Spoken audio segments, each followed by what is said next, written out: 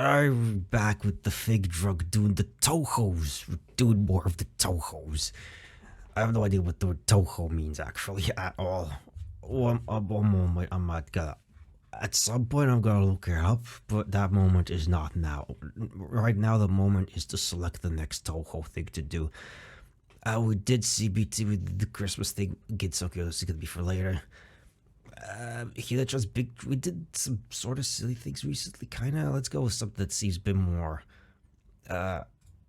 serious, maybe. Let's go with Touhou. Let's go with something that's called Touhou, because we already did the other Touhou thing, so let's go with this Touhou thing. Gensokyo Visitor.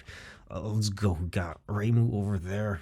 Look at all nice and cute and stuff like that.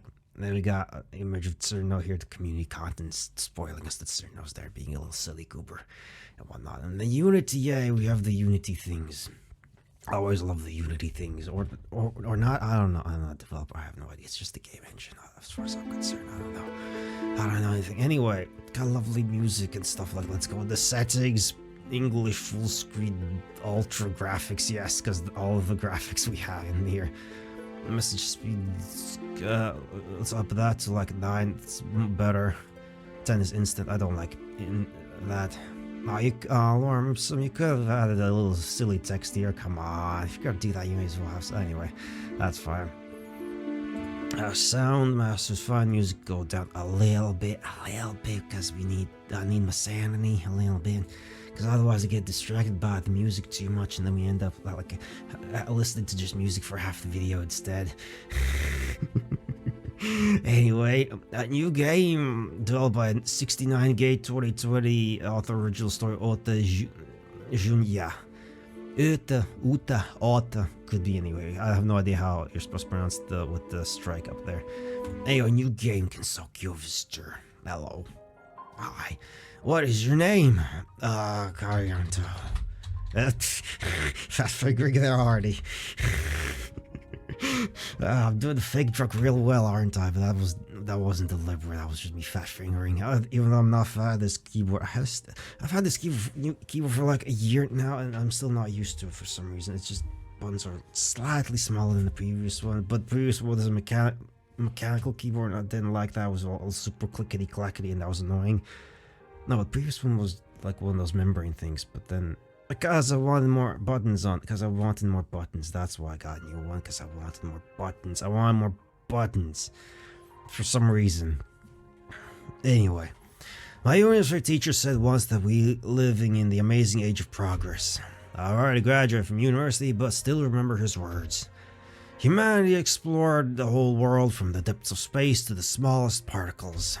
Our own planet has long been completely explored. Really? We explored the oceans as well? Fuck me, that's impressive. Our scientific progress has created incredible things that ancient people would have considered as miracles. I mean, the incredible things are miraculous in their own. It's just that we understand them, how they work. At least the people who made them understand them, how they work. I don't know how electricity works. How do we do it? Electricity is magic. Electricity is literally magic. How the fuck is like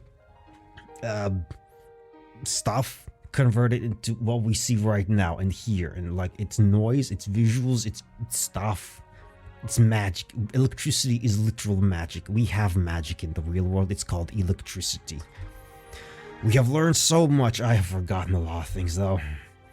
But still, it seems that there is something incomprehensible in the world. Yeah, it's called the human mind. Like, the only thing more abundant in the universe than hydrogen is the capacity for human stupidity. There we go. That's the one. That's like close enough to the quote or whatever. Who cares about quotes? What matters is the content of the quote and the meaning of it. Blah, blah, blah.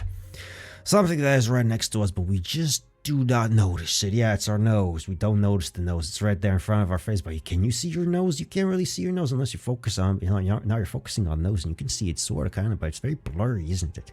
It's very blurry.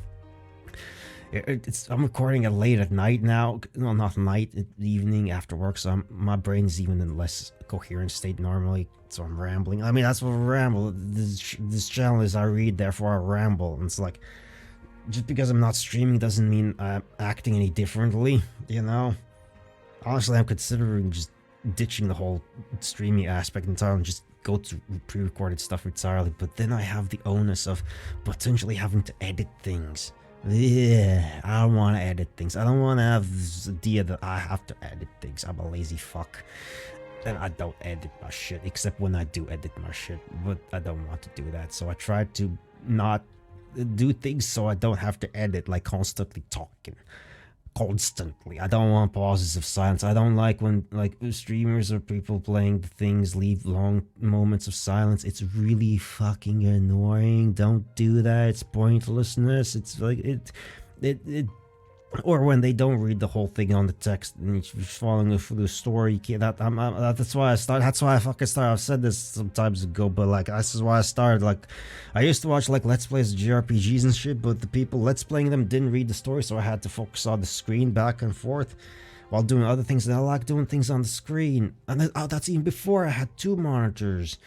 I had just the one, so YouTube was in the background while I was playing a game or something that I, focused my eyes and hands on, while my ears were focused on the playthrough. But then I had to switch over to the YouTube things to watch the story, to read the story, because the Let's Players weren't reading the story, and I couldn't follow along with the story, and that was very frustrating and very annoying.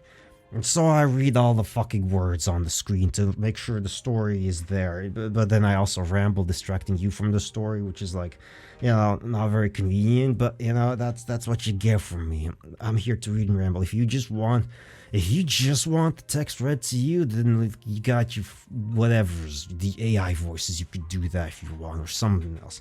Somebody's gonna do that, but not me. You're gonna get my shitty performances and my ramblings in the middle of it. Anyway. Maybe it's because we're looking the wrong way. Yeah, at your nose. Have you ever noticed that life is full of oddities? Yes. Living is odd. It's a weird thing that we're alive, honestly. My name is Current. Oh, fuck it, we're first person. I'll be blunt. I do not like stories told from the first person where I'm the character and things are happening to me. Although, no, it's not correct. What I don't like is when the protagonist is supposed to be me, and it's like they're kind of usually silent or something like that. Like one of the previous ones, the Christmas with Sake, where it's like I don't speak, you don't get any speaking lines. The main character, the perspective character, it's like all things happening to you, the player, technically, and I find it kind of uncomfortable. Like I want to be the observer of like all that lovey-dovey stuff and all the romance and all the action and all the horror and all the stuff like that. I don't want to be the one involved in it. I don't care about that. Another example that is the Kitsune Senko-san anime thing, whatever was specifically called, but the wife mother Kitsune Senko, she was like in the post-credit scene or mid-credit or whatever, there was like a scene that was exactly like that, where it wasn't the character, the guy who is an actual character or the personality and stuff like that, but it was the viewer technically being taken into the room, and Senko does some fluffy fun stuff with you and whatnot. It's nothing sexual or romantic. It's just like taking care of you, being all nice, and it's like super comfy and stuff like that. I just couldn't watch those. I found those uncomfortable. It just doesn't work for me. It just doesn't work for me. That kind of thing. I don't want to be addressed as me. Like, if we're gonna play a game or be a story, then the story we're gonna observe from this other character who is not me. I'm just like observing it from their perspective, but it's not me. I like that, but I don't like being the character in there. Anyway, my oddity happened to me as I walked into the cafe to meet my friends. It all happened suddenly. I was walking down the street, the sun was shining as I was admiring the beautiful girls. But when suddenly, boom, I get isekai'd. Then something grabbed my jacket, pulled me back. It's Yukari probably, because she does the gaps thing. She likes pull, maybe. I tried to escape, but I couldn't. I even ripped my jeans, apparently, according to the sound effect. The cafe was rapidly disappearing in a white haze. I felt like I was flying. Then a thud, pain in the back, and darkness. I must have fainted. Oops. After a while... Lovely little forest, but we still have a lantern there.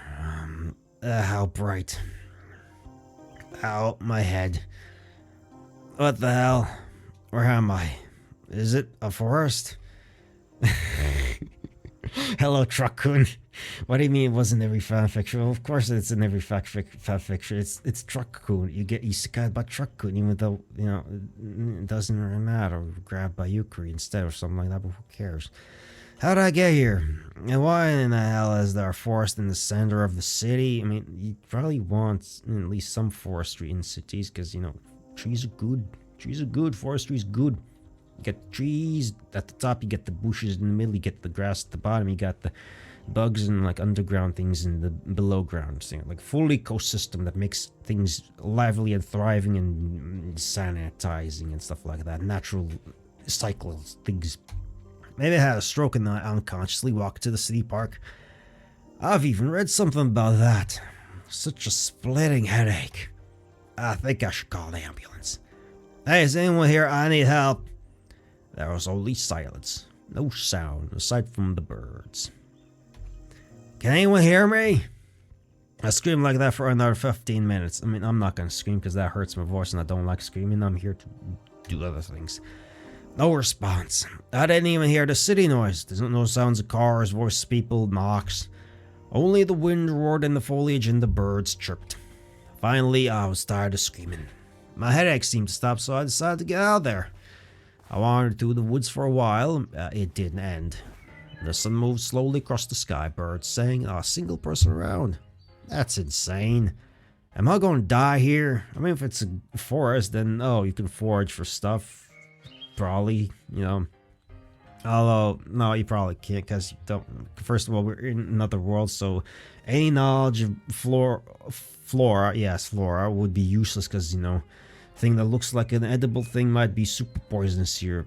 That's like true in the real world. There's things that look like the edible things but are actually super poisonous, and the difference is like its leaf grows at a slightly different angle or something like that. I began to feel hungry. I'm not sure I could survive in the wild for a long time. Nah, I probably could. Shit, Marissa! Our human voice was real. That was probably Reimu. I mean, who else? Let's pick berries together like real friends. She just left me in here and ran away. Real human in this forest? She can help me. Why'd I even agree to this? And she calls herself my best friend? The voice began to move away. Damn it, I can't miss my last chance to be rescued. Wait, I need help, I'm lost. What? Marissa, if you are kidding, you'll get hit in the head, I promise you. I broke through bushes towards her voice, but tripped over some root and fell into the road. Ow, it hurts. A girl was looking at me surprised. She was gathering lots of strawberries. Shrine maiden in here? I don't remember any shrines near the cafe. How far did I go? Who are you? It's so good I met you, miss. She's not looking impressed at all. As you can see, I'm lost and I can't find my way to the city. I'm not quite sure what happened. Maybe I have a concussion and need medical attention. Oh, she's getting a weird look there. You're doing great. You look pretty good. Just like a real person. No, she's not buying it. What? But my advice to you is to change your clothes. You look very unnatural. What? But these are my clothes. Miss, I don't understand you at all. Can you help? No, wait. Oh, fuck. Miss, I don't understand you at all. Can you help me? Look, it's none of my business. If you want to go to the village as a person, please. But don't get me involved. Otherwise, I'm going to disintegrate you quickly. But, well, I will be very grateful if you need money. I have a little. Of course, and then all your money will turn into fallen leaves, as always. Well, leaves, have you lost your mind, miss? You, Tanuki, are totally brazen. You're either very stupid or very arrogant. I can forgive a lot, but I won't allow anyone to insult me. Oh god, something strange started happening to her. Damn, yokai, I'm so sick of you. You think you can just do whatever you want? A huge sphere of yin-yang has just flown past me. You come to my shrine and defile it. Oh, I barely managed to dodge. And the parishioners don't even give me donations. I don't know how much longer I can dodge this. It has to end. And then I have to pick berries in the woods to somehow live? I'm not a yokai, Tanuki. So, ghost? I'm human, just ordinary human. Hold on. I thought I knew all the villagers. Are you new? I don't know anything about the village. My name is Karianto, an office worker. I was in my town and then I ended up here. Oh, that's what it is. Okay, successful. We didn't do anything though. I'm sorry, I was wrong. People from the outside world don't come to us very often. I thought you were one of those... My name is Reimu Hakure. I'm the Shrine Maiden of the Hakure Shrine. Nice to meet you. Me too. Okay, Karianto, now we're going to take the food to my shrine, and then I'm going to take you to the village. Locals will help you. Don't try that hard. I'll do a great job on my own. Just show me the way. I'm afraid if you move around the Gensokyo without me, you will get lost. Well, I don't think I'm going to get lost any more than I am now. That's not the point. You're just going to get eaten. Who? Wild animals? Something like that. You're very lucky that yokai haven't found you yet. Yokai isn't something of mythology. Angry spirits? Oh, she's giving us like, oh boy, outsiders. Look. Like, rolling her eyes. They're not always evil, more annoying. Are you saying they exist? Sure thing. I don't believe it. That's just a bunch of crazy talk. No problem. You'll get accustomed. Okay. Anyway. Hi. Very quickly we reached an area where the small temple was located. A girl wearing a big funny hat was standing in front of the shrine. It's a witch's hat. It's not funny. It's a good hat. Witch hats are cool. They also protect you from the sun a lot. Although witches tend to be associated with night and staying indoors and stuff like that, so, you know, but hey, it still helps keep unwanted distractions away. Oh, maybe that's it, you know, the cosmic rays and the constellations or something. Keep those away from their prying eyes so they don't cast unnecessary magic, just focus on the correct spells instead of something else. I don't know, I'm making shit up right now. That's what I do. I'm just talking bullshit. Reimu, are you back already? Marissa, remember when you asked me to go with you for berries? Yes. With you, Marissa, not for you? Come on, Reimu, I stepped away because of very important business. That's interesting. What important business could that be? Remember 3 fairies of light? They systematically lost food. So I flew to check. That's what you do instead of helping me, right? Reimu, I'm bored. It's been so long since anything happened. I thought it might be a new incident. Missing food from fairies threatens Gensokyo. That's incredible. Please don't get mad. I did not act well. But yep, your friend, and that's a good thing. I'm not sure you're my friend, not just a cunning yokai who uses my kindness. But you haven't lost the time as I see it. You found an assistant. This is Karianto. He's from the outside world. Wow. And this is Marissa Kirisama, my so-called friend. Don't start again. Nice to meet you. He's polite. He wandered through the woods. You know, no one yokai has detected him. Yeah, unbelievable lack. I'm sorry for interrupting, girls, but why do you keep mentioning yokai? Is this some cunning euphemism? No, why? That is the yokai. Big, mean, with dozens of teeth. Some have horns. There are lots of them here. All sorts of different ones.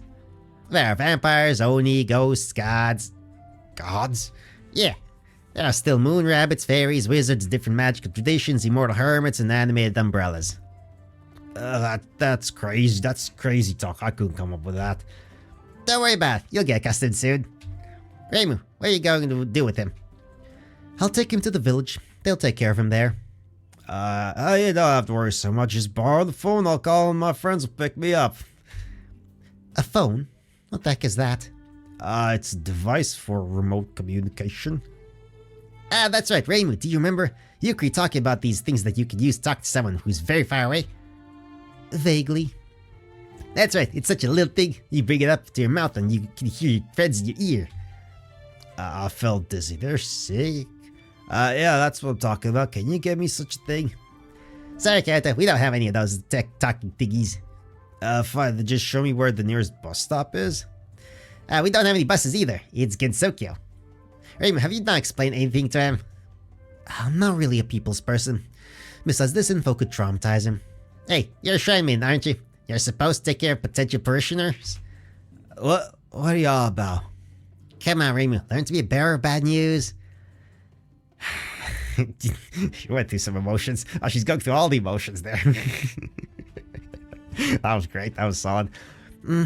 I don't know how to break it down to you. Imagine a mushroom. It grows up in the woods, right?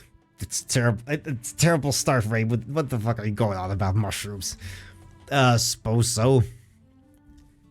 He's doing well. He keeps on going. He even knows what a phone is. He hangs out with his friends. And so, one fateful day, everyone forgets about the mushroom, where this mushroom finds a door to another dimension. That's a really terrible metaphor, Reimu. That sucks. That honestly just it doesn't explain anything. And it finds itself in another forest, and now it's growing there, and it can't go back to his forest. What do you think of that? You're very bad at explaining. Shut up, Marissa. What are you getting at? It's Gensokyo. You can't get out here. What? Why? We're kind of cut off from the outside world by an impenetrable magic barrier. What nonsense? It's not nonsense, it's true. Girls, where's the nearest hospital? Oh gods, are you hurt? Did I hit you with one of the spheres? Really? Did you attack him with yin-yang spheres? I mistook him for Tanuki. Reimu, you're becoming like a yokai yourself. What else was I supposed to think? He jumped on me from the bushes. General, I suggest everyone to go to the village faster. We all definitely need help. Good idea. Marissa, take your berries. That's right. Thank you, I almost forgot about them. Man, I hope you don't mind if we stop by the Scardell mansion on the way, do you? And what's this for now? Well, I need to finish some business. Are you up to something again? No, everything's fine. Totally not gonna steal things, because that's what character from the other ones mentioned. And I borrow things. I just need to borrow something. Marissa! We have to go, guys, otherwise the berries will lose their taste. They don't spoil that quickly. You could just freeze them magic, like. What the hell? Oh, hi, Cerno. Thanks for freezing the berries. They're not gonna spoil anytime soon. Although, wait, Cerno's voice is literally the same as Marissa's for me, because they're both cheeky little buggers. I guess I could try to do something else. Ha ha! Got it, wimp! Oh no, I'm doing an accent. That's a terrible one. Fuck. Well, I guess that's what Cerno is. I, Cerno, the strongest of the fairies, challenge you to a duel! Cerno, what have you done? I attacked you at the most vulnerable moment. You shouldn't have relaxed. No one should relax when Cerno's around. You frozen my basket. Now all the berries are spoiled. And now I have to pick the berries again. I've ruined your food. It's like a real war. Cerno? Yes. Cerno? I thought I decided that we could postpone our battle. I urgently need to visit Sunnymilk. Cerno? I left. Stop, skank. Why is this happening to me? Was it my imagination, or did she just fly on a broomstick? Yes. And before that, this girl throws a basket of berries. That's how it was. She also had wings in the form of small ice floes. You'll get accustomed. It turns out that all these yokai, they do exist. I've already told you that. It turns out that cannot. A terrible truth spun my head. I felt like I was getting weaker. Hey, what's going on? Don't fall. I can't go home, right? You know, I think we should postpone going to the village. You're too pale right now, like you want to faint. I'll never come back. You just need to get distracted. How can I distract from that? How do you have fun in the outside world? We go to the movies, play video games, play baseball. Oh yeah, baseball's a big thing in Japan for some reason. It's weird, but like, okay. It's just such an oddity, like, but okay, I mean, I guess it works, but like, I didn't understand a word. We meet friends to socialize. And that's an idea. I suggest we have a picnic. How does that help me? You'll have a little rest and relax. I don't think it's going to help me right now. Sake will definitely help. Yeah, I'd like a drink now and hot. Anyway, we didn't go far. Reimu ran to the storeroom and brought a bedspread and some food from there. We settled in the field next to the shrine. It's a lovely background, I like the things. And Reimu's there, she's nice. Reimu was right, when I drank I really felt better. From afar there were screams, but they did not bother us much. Yeah, it's just Marissa and Serna duking out in the Danmaku battle or something probably, I don't know. Marissa, wait, I made a mistake. Master, Marissa, don't. Spike. I do like the reaction images that they have here for everyone, like, ugh. Marissa seems to be trying to kill this girl? I don't think so. Fairies are quite strong creatures. It's not easy to kill them. Is this girl a fairy? This explains the wings. Oh yeah, drink. So you were telling the truth. This really isn't my world. It's complicated. It's your world and it's not yours at the same time. Explain please, but without using mushrooms please. Where to start? Once upon a time, yokai, gods, and other creatures lived in the outside world. But because people were getting smarter, they stopped believing in different creatures. They began to forget. But yokai need the human faith to exist. And then the powerful sages and yokai united and created a barrier that separated the outside world from Gensokyo. There are enough people here to keep alive yokai, and yokai are protected from people's disbelief. So Gensokyo is a pocket dimension. I read about this in fiction. I don't quite understand what you just said. Imagine two air bubbles in the tea. They stuck to each other. So the big one is supposed to be my world, that's the outside world as they call it. And the little one is holding on to the big one, it's Gensokyo. And both of these bubbles float in the tea together. Neither can break away from the other. That's a much better explanation. You said it well. Yes, our worlds are closely connected and float together. But then how did I get into your world? I don't know. These things happen sometimes. But shouldn't the barrier protect us from you? Alas, I don't know how the barrier works, but some things from the outside world are sure to penetrate through it. Gensokyo is a refuge for everything that turned out to be unnecessary in the outside world. You know, there are still yokai in the outside world. They sometimes come into our world when things get bad enough for them. Different things that have been forgotten sometimes end up in Gensokyo. And sometimes there are people like you. It's happening, not often, but it happens. Yeah, I'm lucky. Don't get upset. You'll find a new life in the village. I only want to get my life back. What did you do in the outside world? I was an office worker. My job was to calm down conflicts between clients and my company. I have this talent, I could get along with anyone. My boss even wanted to promote me. In general, it's a normal job. Make a lot of phone calls, I worked a lot at the computer. Oh, so you know how to use a computer? Do you have computers? Yes, one. However, we do not know how to make it work. I burst out laughing. Yeah. What's wrong? You have a funny life. Of course, we are on lower stage of progress than you, but we are also trying. What do you do? Do you live in the village too? No, I am the shrine maiden of the Hakure Shrine. I live here. I work for the shrine. I clean up here, I help pilgrims, I banish yokai. Really? Not everyone, of course. Only those who break the rules. For example, those who attack people in the village. Yokai don't prey on people in the village, but outside of the village, anything can happen to you. So I'm very lucky to have met you. And you always win? Basically, she's got the superpower of being one of the main characters. And the power of being the shrine maiden, or something like that. Not always, but very often. Tell me please, what's it like to fight monsters? Is that scary? No. Basically, they're just very intrusive. But some can be difficult to cope with. That's when the moon was stolen from us. Yeah, correct? What? Moon emissaries wanted to steal the Moon Princess. And those idiots didn't come up with anything else other than to replace the real moon with a fake. Wow. So where'd they put the fake moon? I'm legit curious. Okay, I might have to... I'm not gonna play the games then. They're bullet hells. I can't do the Touhou games. They're difficult. I could barely do like one of those riding games that I used to play a little bit back when I was like a teenager on like one of those flash game sites. Riding 2, I think. Like going from bottom to up. You're a jet fighter.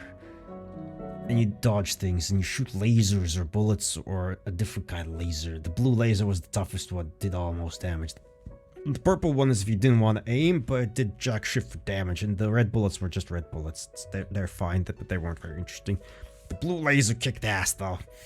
And then the bombs as well. But the blue laser was the top thing to do, I think. Killed so much, but when you die, then you lose all the upgrades, then you're down to the piddly widdly little pea shooter. It's like, that sucked.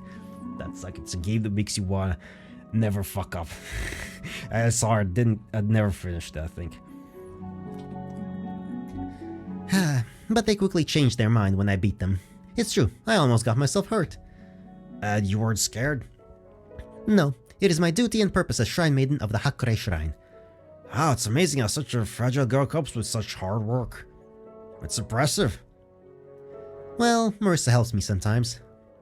And I have to do it, because there is no one else. You know, if I'm meant to stay here, I'd like to help you. Really? Why? I think your work is very important, and that responsibility is too much for one person. Especially for a young, fragile girl like you. Anyway. What's he talking about? Nothing important, I was just talking about Gensokyo. Really? Well, did you show all the secret places of Gensokyo? Marissa. I am silent.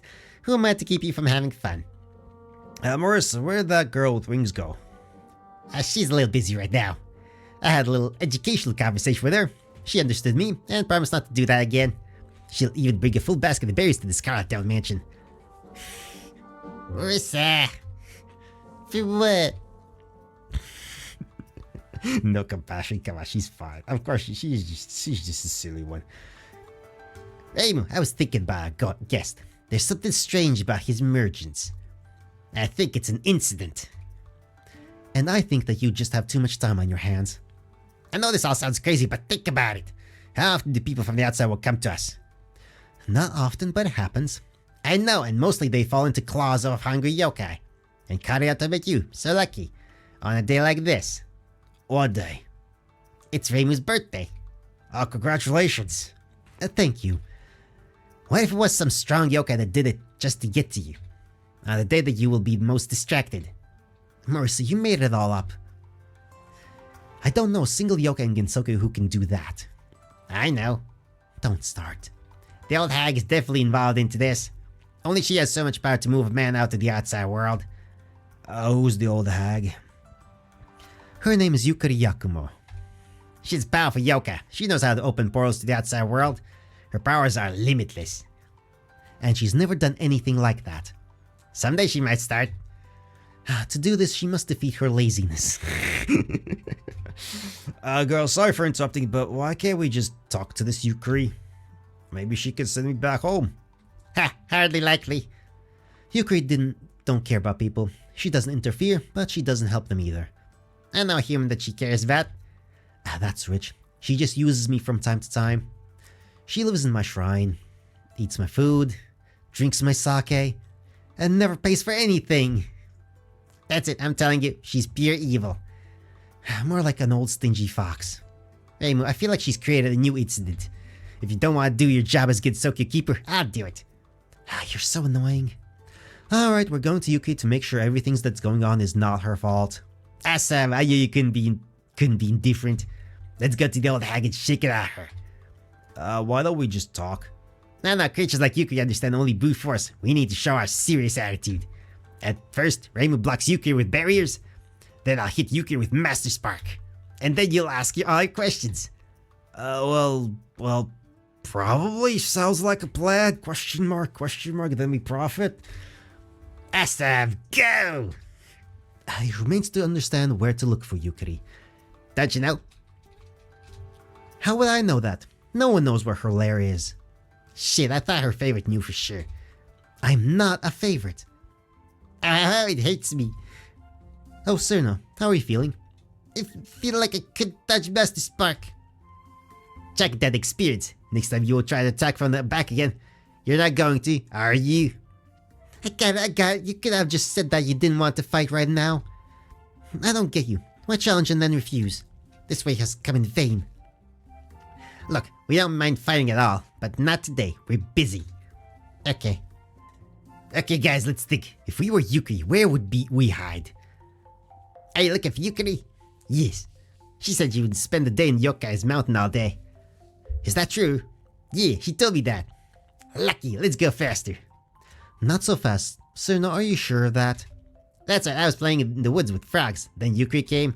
She said you were calling me and she was going to rest up the mountain. Looks like you're telling the truth. Look, everything is falling into place, and the mansion is on the way. Let's go faster. Sir, no, pick berries. Yes, yes. But pick only the largest and ripest. Yes, yes. Blinding lights. All the way the girls argued a lot. I didn't understand much of their conversation, but it was about me for sure. It's a real incident. This cannot be an incident, Marissa. Why don't you want to admit it? There is a difference between snowfall in the middle of summer and an ordinary person from outside the barrier. Reimu, you're totally lazy. On the other hand, you are fully ready to act, ready to call any small case as an incident. It's not a small case. I feel like Yukari is involved. Who knows what she's up to? I hate to admit it, but Yukari is the sanest yokai I know. It's not her style to stir up trouble. She's a yokai, an evil being, the enemy of all humanity. Maybe she intentionally transported this guy here right on your birthday. Maybe there's a lot of magic inside him, and he's going to explode at the right moment. Then why didn't he explode before? How do I know? I didn't come up with this cunning plan. I mean, you are coming up with this cunning plan, Marissa. What the fuck are you talking about? I do like that Marissa is very silly in all of their interpretations. I appreciate that. It must mean that Marissa is pretty silly in the Touhou, in the proper Touhou as well, a little bit at least, relatively speaking. Fan fiction tends to exaggerate character traits, right, or something like that. Maybe, I don't know. I have no idea. I have no point of reference, and I never will, because I'm never gonna play any Touhou games to get the real story, and I'm okay with that. Maybe not. I don't know. I'll change my mind at some point on that probably, and just binge watch someone let's playing Touhou games and be amazed at how they can dodge all the things, the million bullets on the screen or something like that, which I can't even what? I can't focus on that. Marissa, you're going crazy. Why did I everything? I'm tired of arguing with you. We're going to Yukari and you're complaining over and over again. Because I want you to take it seriously. Yukari can't be trusted. I'm always serious when it comes to yokai. But you're overreacting. Karionto just happened to be here. It just happens sometimes. We'll find him a good job in the village and he'll live here, like everyone else. I understood something. What did you understand? You just don't want Karionto to come home. What? Why? You're an adult girl. I can understand you. It had to happen sooner or later. Fuck's sake, Marissa. Don't talk rubbish. I'm not judging you, sis. It's okay. People change. They just change with them. Stop it, Marissa, or I'll hit you. I'll say no more then. I'm not going to distract and disturb my friend. It's not like that. You don't get it. Of course, Reimu. Marissa. I was embarrassed and didn't know what to do. Correct. At some point, the forest ended and we arrived at the mansion. Lasiet ogi speranza voi centrate. Okay. The majestic building was mesmerizing. Huge, gothic, it caused a strange sense of anxiety. It's like there was something dangerous inside, something you can't hide from or run away from. The girls didn't seem to notice anything and continued to swear. Girls, there's a house ahead of you. This is the Scarlet Devil Mansion. We're here. Okay, wait for me. I need to finish some business. Hello, Sakuya. Welcome, mortals. Oh. Ow. This girl, it's like she appeared out thin air. Oh, no. Sakuya, can you not use your powers so suddenly?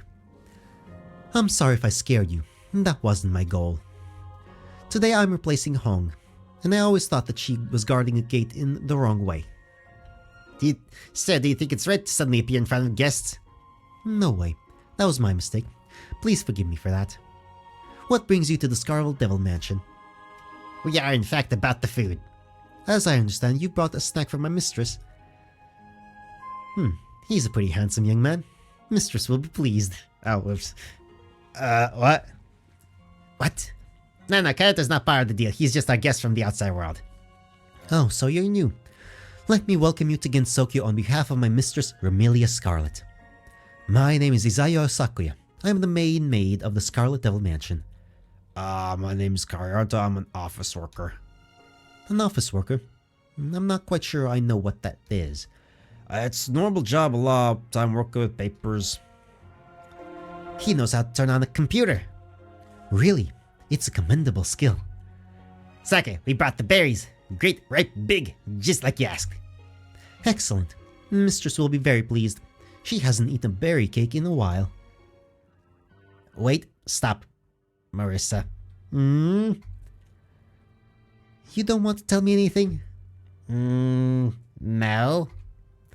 I spent the whole day in the woods on my birthday. I got my dress dirty. I got a splinter. And all of these to make one vampire eat a cake. Could be. Marissa! If you want to kill each other, I'll ask you to move to a safe distance from the mansion. Your magic can be extremely destructive. Okay, then we'll talk later. Okay. Ladies, I'm still waiting for the berries. Just a moment, please. Tsuno, where the hell are you? I'm coming. Here, Marissa, new berries in return for spoiled. You're lucky the great Tsuno came down to your request and took care of everything. I'm warning you.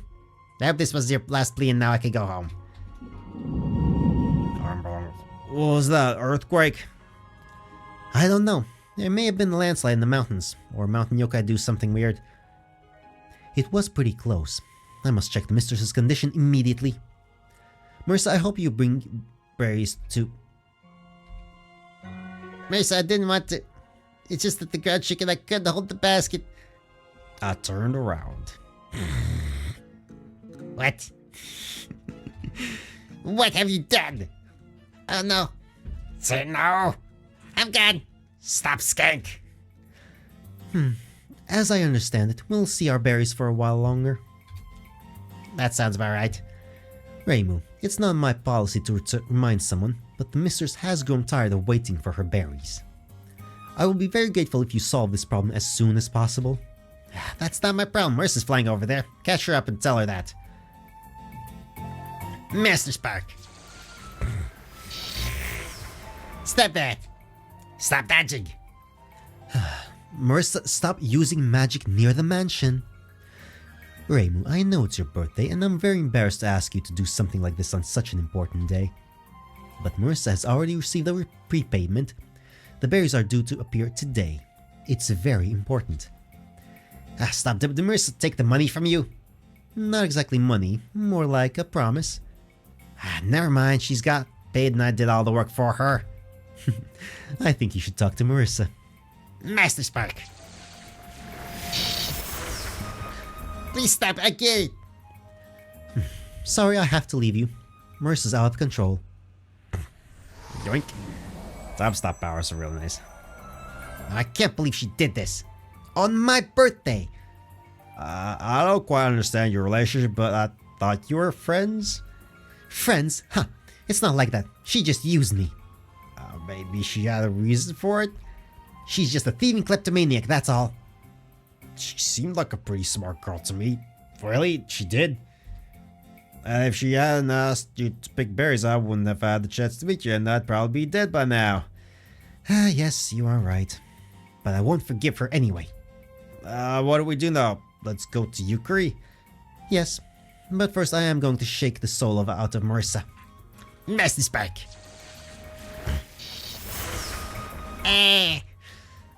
Marissa, you're going to destroy our house. In the end, we went to collect berries, all together. Reimu and Marissa were friendly and reached a consensus. No. Well, please, please, please. No, I'll never forgive you and I'm not going to help. Please, you're my last hope. I have no one else to turn to. Take it and work with your own hands.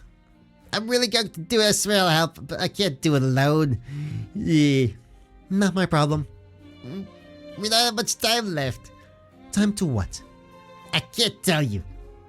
It's cool, I'm out. Reimu, please, you're my last hope. It's very important. Half. What?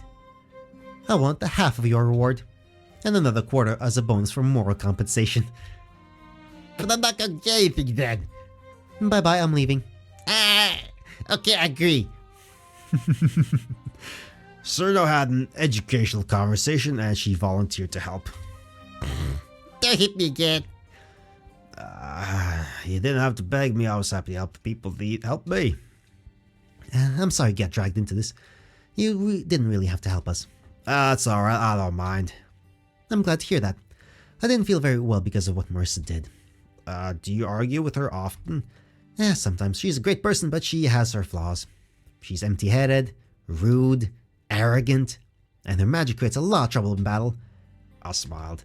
Why are you smiling? You know, the way you talk about Marissa reminds me of my sisters talk about me. She's always grumbling at me, but I don't know, she actually loves me inside. Yes, you're right. I'm glad I have a friend like Marissa. So no, you don't throw small berries in the basket. These are great berries. They're squashed. I'm a fairy, I know better which berries are delicious and which are not. For a while, we silently picked berries. You actually know how to get along with people. What do you mean? You don't seem to say anything important, but I'm much less mad at Marissa. You really have a talent. Thank you. So you have a sister? Yeah, she's a couple years younger than me. Now she's studying at university. And how often do you quarrel with her? Sometimes you can't be around another person for the most of your life and never have a fight. When I was a teenager, I used to tease her, you know. How?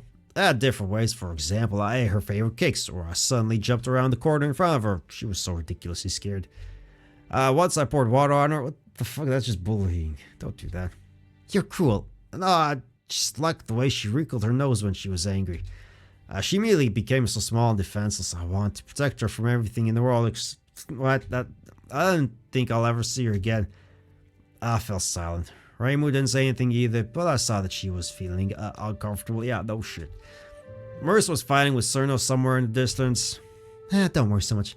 Gensokyo is not as bad as you think it is. Really, so far I've learned that this is a very dangerous place to live. It is. For example, I wouldn't advise you to go into this thicket. It could end badly for you. I smiled. Again, I'll try not to walk in the woods without your supervision. I can't always be close. That's why you have to think about your safety. After we go to Yukari, I'll take you to Rinosuke, the owner of the magic shop. He's a great man, makes various magical things. He will also be able to make some kind of magical protection for you. But I don't have local money. Don't worry about it. Rinosuke never takes money. He's some wrong shopkeeper. I'm telling you, he's a great man. I took different things in his shop many times, and I never paid for anything. I think it's called theft. No, that's what Marissa does. No. Marissa does that too. There we go. Marissa, confirm it. Beware! The earth shuddered. Reimu suddenly jumped on me. I couldn't stand on my feet because of her weight and fell on my back, pulling the girl down on myself. On top of that, I hit my head again. Ow. Reimu, are you okay? Yeah, it's fine. It's just a little awkward pose. Reimu was lying on me and peered tensely into the depths of the forest. An icicle was sticking out over her head. Say no, Marissa, you almost hit us. Master Spark. God damn it, Marissa. They've completely gone mad. Reimu looked at me in the face. Her brown eyes carefully looked me over. Sorry, did I hurt you? No, that's alright. How about you? It's fine, I dodged their attacks in time. Looks like it's a very useful skill in your lands. Why are you wheezing? You, squeeze my stomach. Oh, forgive me. She quickly rose to her feet. I rose too, albeit with some difficulty. The icicle was sticking out of the tree at the level of my head. Looks like you saved my life, thank you. It's nothing. You do the same for me. I definitely do my best. Look at this. And you pointed at the berry bushes. Beautiful, juicy berries lay crushed on the ground. These lunatics have ruined the whole crop. This is a disaster. It's all gone. Well, let's look for the other bushes. Other bushes will only be deep in the forest. I'm not going to take you there. It's too dangerous. I can wait here. Do you want some random yokai to eat you? Marissa can protect you. She looks strong. Marissa, I don't think so. I can't trust you to her. She can mess it up. You know what? Screw it. Let's go to Yukari. Do you want to give it up? Yes, it was originally Marissa's idea. Let her deal with the vampires herself. I blinked. Was that why Hair made a vampire? No, she's Time Lord. Come along, I know the short road. Reimu grabbed my sleeve and pulled me. We followed the forest trail. On the way out of the clearing, I looked back. The icicle was sticking out of the tree. I'm very lucky that Reimu has a good reaction, otherwise I'd have been pierced. It's a very dangerous place. But the way Reimu fell on me, feeling the softness. Oh, come on, we don't need that. Perhaps something's Gensokyo started to be something I like. Anyway, well, fuck's sake. I don't like when that's going. Like, I don't need it to go over there. Like, I just don't. Anyway, so we walked in the woods for a while. Reimu was very wary and shuddered at any rustle. Yeah, because you don't know, it could be anything. It could be a yokai. It could be Serto again. Or it could be Rinosuke is wandering through his finding stuff in the trash. I don't know. I'm not sure if this is serious yet or not. It could. I mean, we know it's kind of that, but still, pretty soon the forest gave way to bamboo shrubs. The openings in its thicket formed paths. Reimu exhaled and relaxed. Keep up with me. It's easy to get lost in these thickets. I didn't realize right away that there was some orderliness in these strange paths. We were moving through a big bamboo labyrinth. Reimu confidently moved forward. Does anyone live here? Yes, mostly moon rabbits. It would be interesting to take a look. We don't have that. Yeah, moon rabbits. The earth shook. There was a distant thunder. Somehow Marissa and Sino began to fight in earnest. Hopefully nothing bad will come of it. You know, Reimu, Gensokyo affects me. Well, yeah, you're breathing Gensokyo's air. It would affect you. That's just how it works. Everything affects you. The place you're in always affects you. I'm affected by the room I'm in. If I found out the two strong girls in my world are fighting in a way that trembles the earth, it would terrify me. Oh, I guess we've seen this already before. I thought, come on, the human brain gets used to everything. We're really good at that. That's how we survive. We just adapt and use it. Well, yeah, that's just reality. We'll move on. Here it is perceived as something ordinary. Well, because it is ordinary. Because it just is, and they're fine. What do you think of Gensokyo? I don't know. I haven't seen much yet, but everything is different here. But I feel calmer here than at home. Other people, other events, even the air seems different. You know, before I came to Gensokyo, I never picked berries. Really? Yeah. Didn't you like it? No, it was even fun. I generally know little about the world beyond the barrier. Can you tell me what it is? What are you interested in? How you live there, in the world of large concrete boxes, radio towers, and computers. Oh, and you know the outside world pretty well. I saw it once in the isekai'd's portal, and radio towers come to us sometimes. Seriously? Radio towers? Those are kind of big and tall and... Yes, people seem to use them less and less, and all forgotten. Gets it to Gensokyo, I remember. But like radio towers are still used, like radio stations still get used all the time. It's just that less people listen to the radio, but the radio is a good place to listen to if you don't really care about to do, you know, you can just distract yourself. It's the ears, it goes into your ears instead.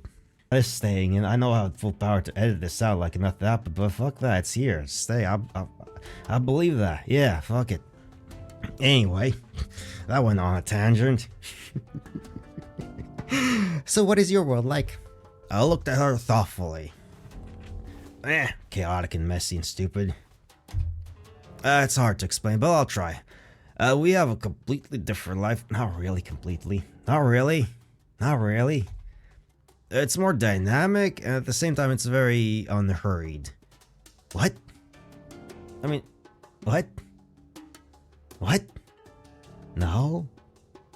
More dynamic? What the fuck are you talking about? Right. Mate, very unhurried. That's literally the opposite of true. How's that? Let's give you an example. When I wake up, I have to do a lot of things at once. I take a shower, have breakfast, get dressed, and leave the house at exactly the right time to catch a train.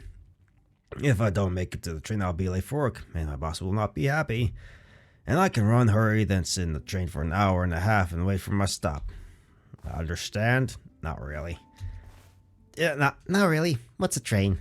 It's a metal capsule where people sit in the capsules traveling at high speeds on the rails. I got it.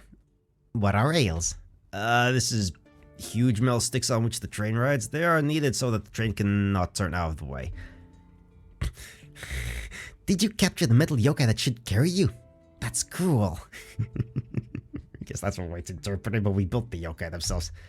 A trainer is the yokai, it's like a computer, not alive, it's just a mechanism. Exactly, I've completely forgot that you use the technology in the outside world. That's it. What was I talking about? You've talked about how your slowness in the movement. You could say that. You know, I'm on the train for tens of miles of speed, and I don't do anything at the same time. And then already at work, I have to do a lot of small things, and at the same time, I do not move anywhere, sitting on a chair for 8 to 10 hours. Yeah, stressing you out. That's weird. Yeah, it would, perhaps, but that is life. We fuss around more, even though we're not only doing minor things. Do you get anything? I now understand that you completely don't know how to explain well, just like me. Yeah, that's fair. The fake alcoholism isn't helping either. I smiled. So we have something in common. You are right. I don't get much, but what you're saying sounds sad. So you're not happy in your world? I thought about it. Am I happy? I don't know. I'm happy though. I'm cool. It's fine. I'm doing this right now, so yeah, I am happy enough. For a while, we walked in silence. Reimu didn't rush me. I don't know, but I can say for sure we do not have yokai, and this is a great advantage. Reimu smiled. Yokai are not as scary as you think. Imperceptibly, the bamboo maze ended. We came out onto a small hill. The road wound higher and higher into the mountains. Maybe Marissa was right. This could be an incident. What's wrong? Can you feel the earth trembling? That's not right.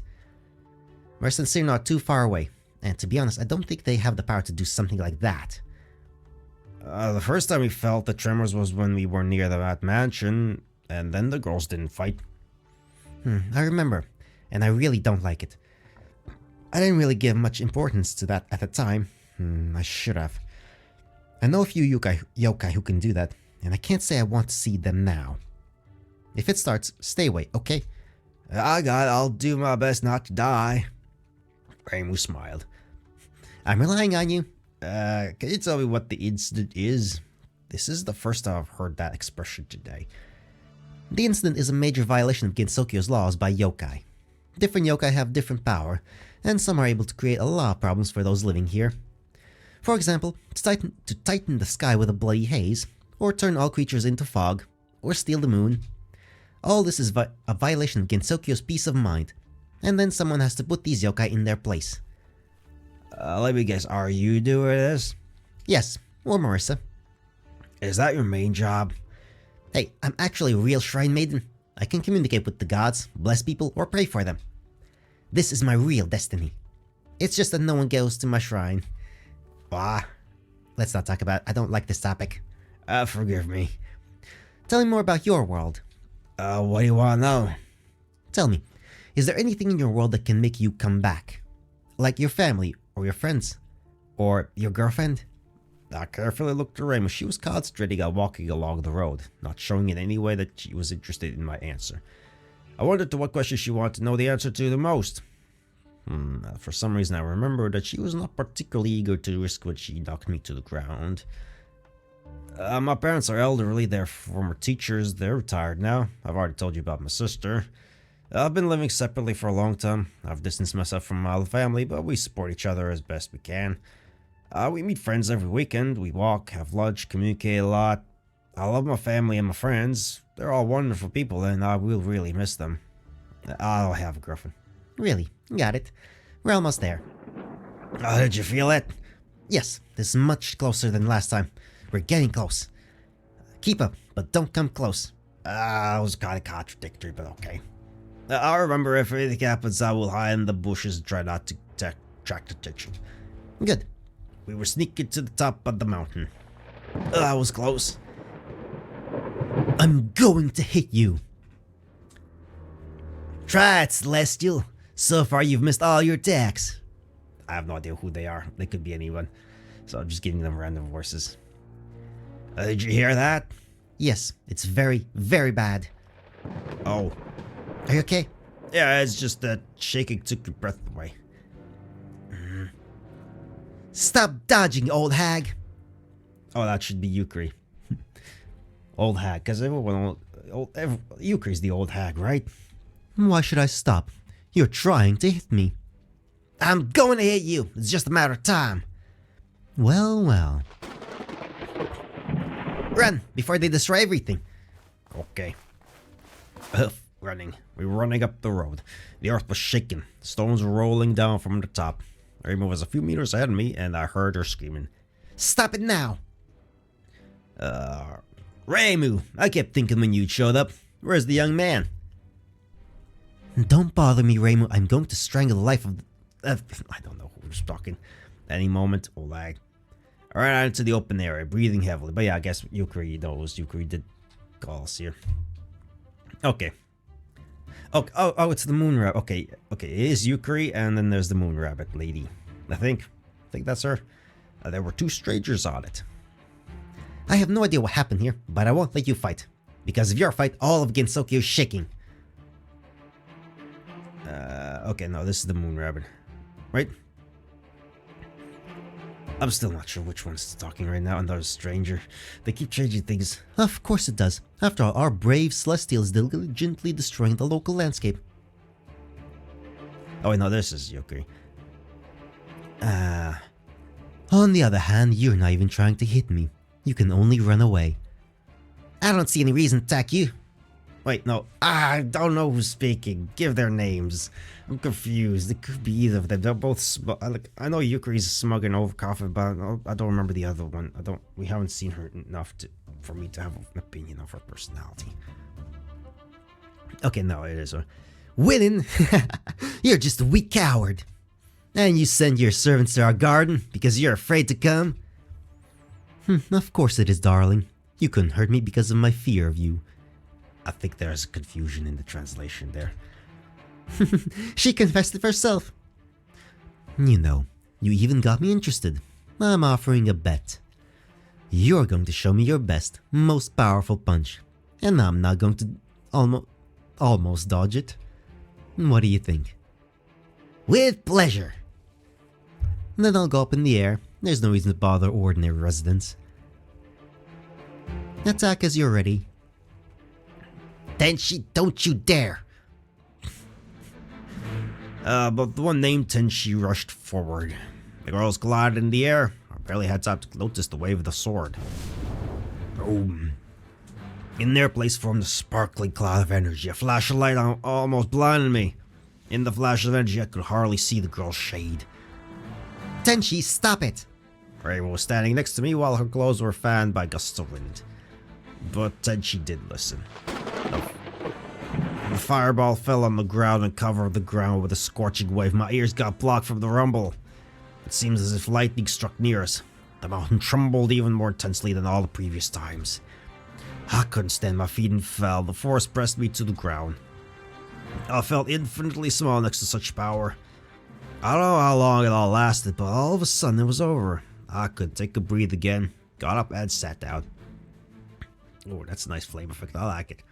Nice 2D animated flames. Those are nice. I like them a lot. That's cool. Then she stood next to a huge crater. The wind ruffled her hair. The sword was stuck in the ground. It's gonna melt the ground eventually. She looked around victoriously. I mean, you're fighting Yukari. She's the yokai of the gaps. The sage of the gap. She did the void. Whatever. She's fine. You can't kill Yukari. She's too powerful. Ha! Take that, old hag! I'm just gonna give her the American cowboy thing. Yeah, see, Yukari just does that. What a troubled child. What? How? Looks like you missed again, doesn't it, you? You said you wouldn't dodge. I said that I almost wouldn't dodge. It's just not fair. The difference in power is not dishonest. Bloody hell, we're going to fight until one of us is defeated. I said freeze, Tenshi. One more blow and you'll regret it. Ha! Do you think you scared me? Well, you're wrong. First I'll deal with the old hag, and then I'll take care of you. Reimu, darling, if it's not too hard for you, can you hold our Celestial for a while? I'm already bored with this battle, and I'd hate to hurt her. We'll see who's gonna be hurt. Anyway, I have to go. There's still so much work to be done before today's holiday. Where you going? You'll pay for everything. A skilled dancing pirouette and another blow again hit nothing but air. The stranger mockingly bowed to Tenchi, and then she saw me. Her face stretched out into a warm smile. Oh, here you are, young man. Welcome to Gensokyo. We have a big day today. I hope you make the right decision at the hour when the world will burn. What? Do you know each other? I looked at Reimu in confusion in response. I can hardly call it that. Reimu, darling, I know you have a lot of questions, but this is not the place or the time to answer them. I will see you at the shrine today. That's where we'll talk. There's no way I can miss such an important holiday. Oh yeah, it's Reimu's birthday. Yukari's having... maybe. Maybe, or not, I don't know. Yukari's a weird one. She could be genuinely making a birthday surprise for Reimu, or she could have invented another random thing for the fuck of it. I don't know. I don't know her well enough, but I feel like it's one or the other. It could be both. Reimu, Karianto, I'll see you soon.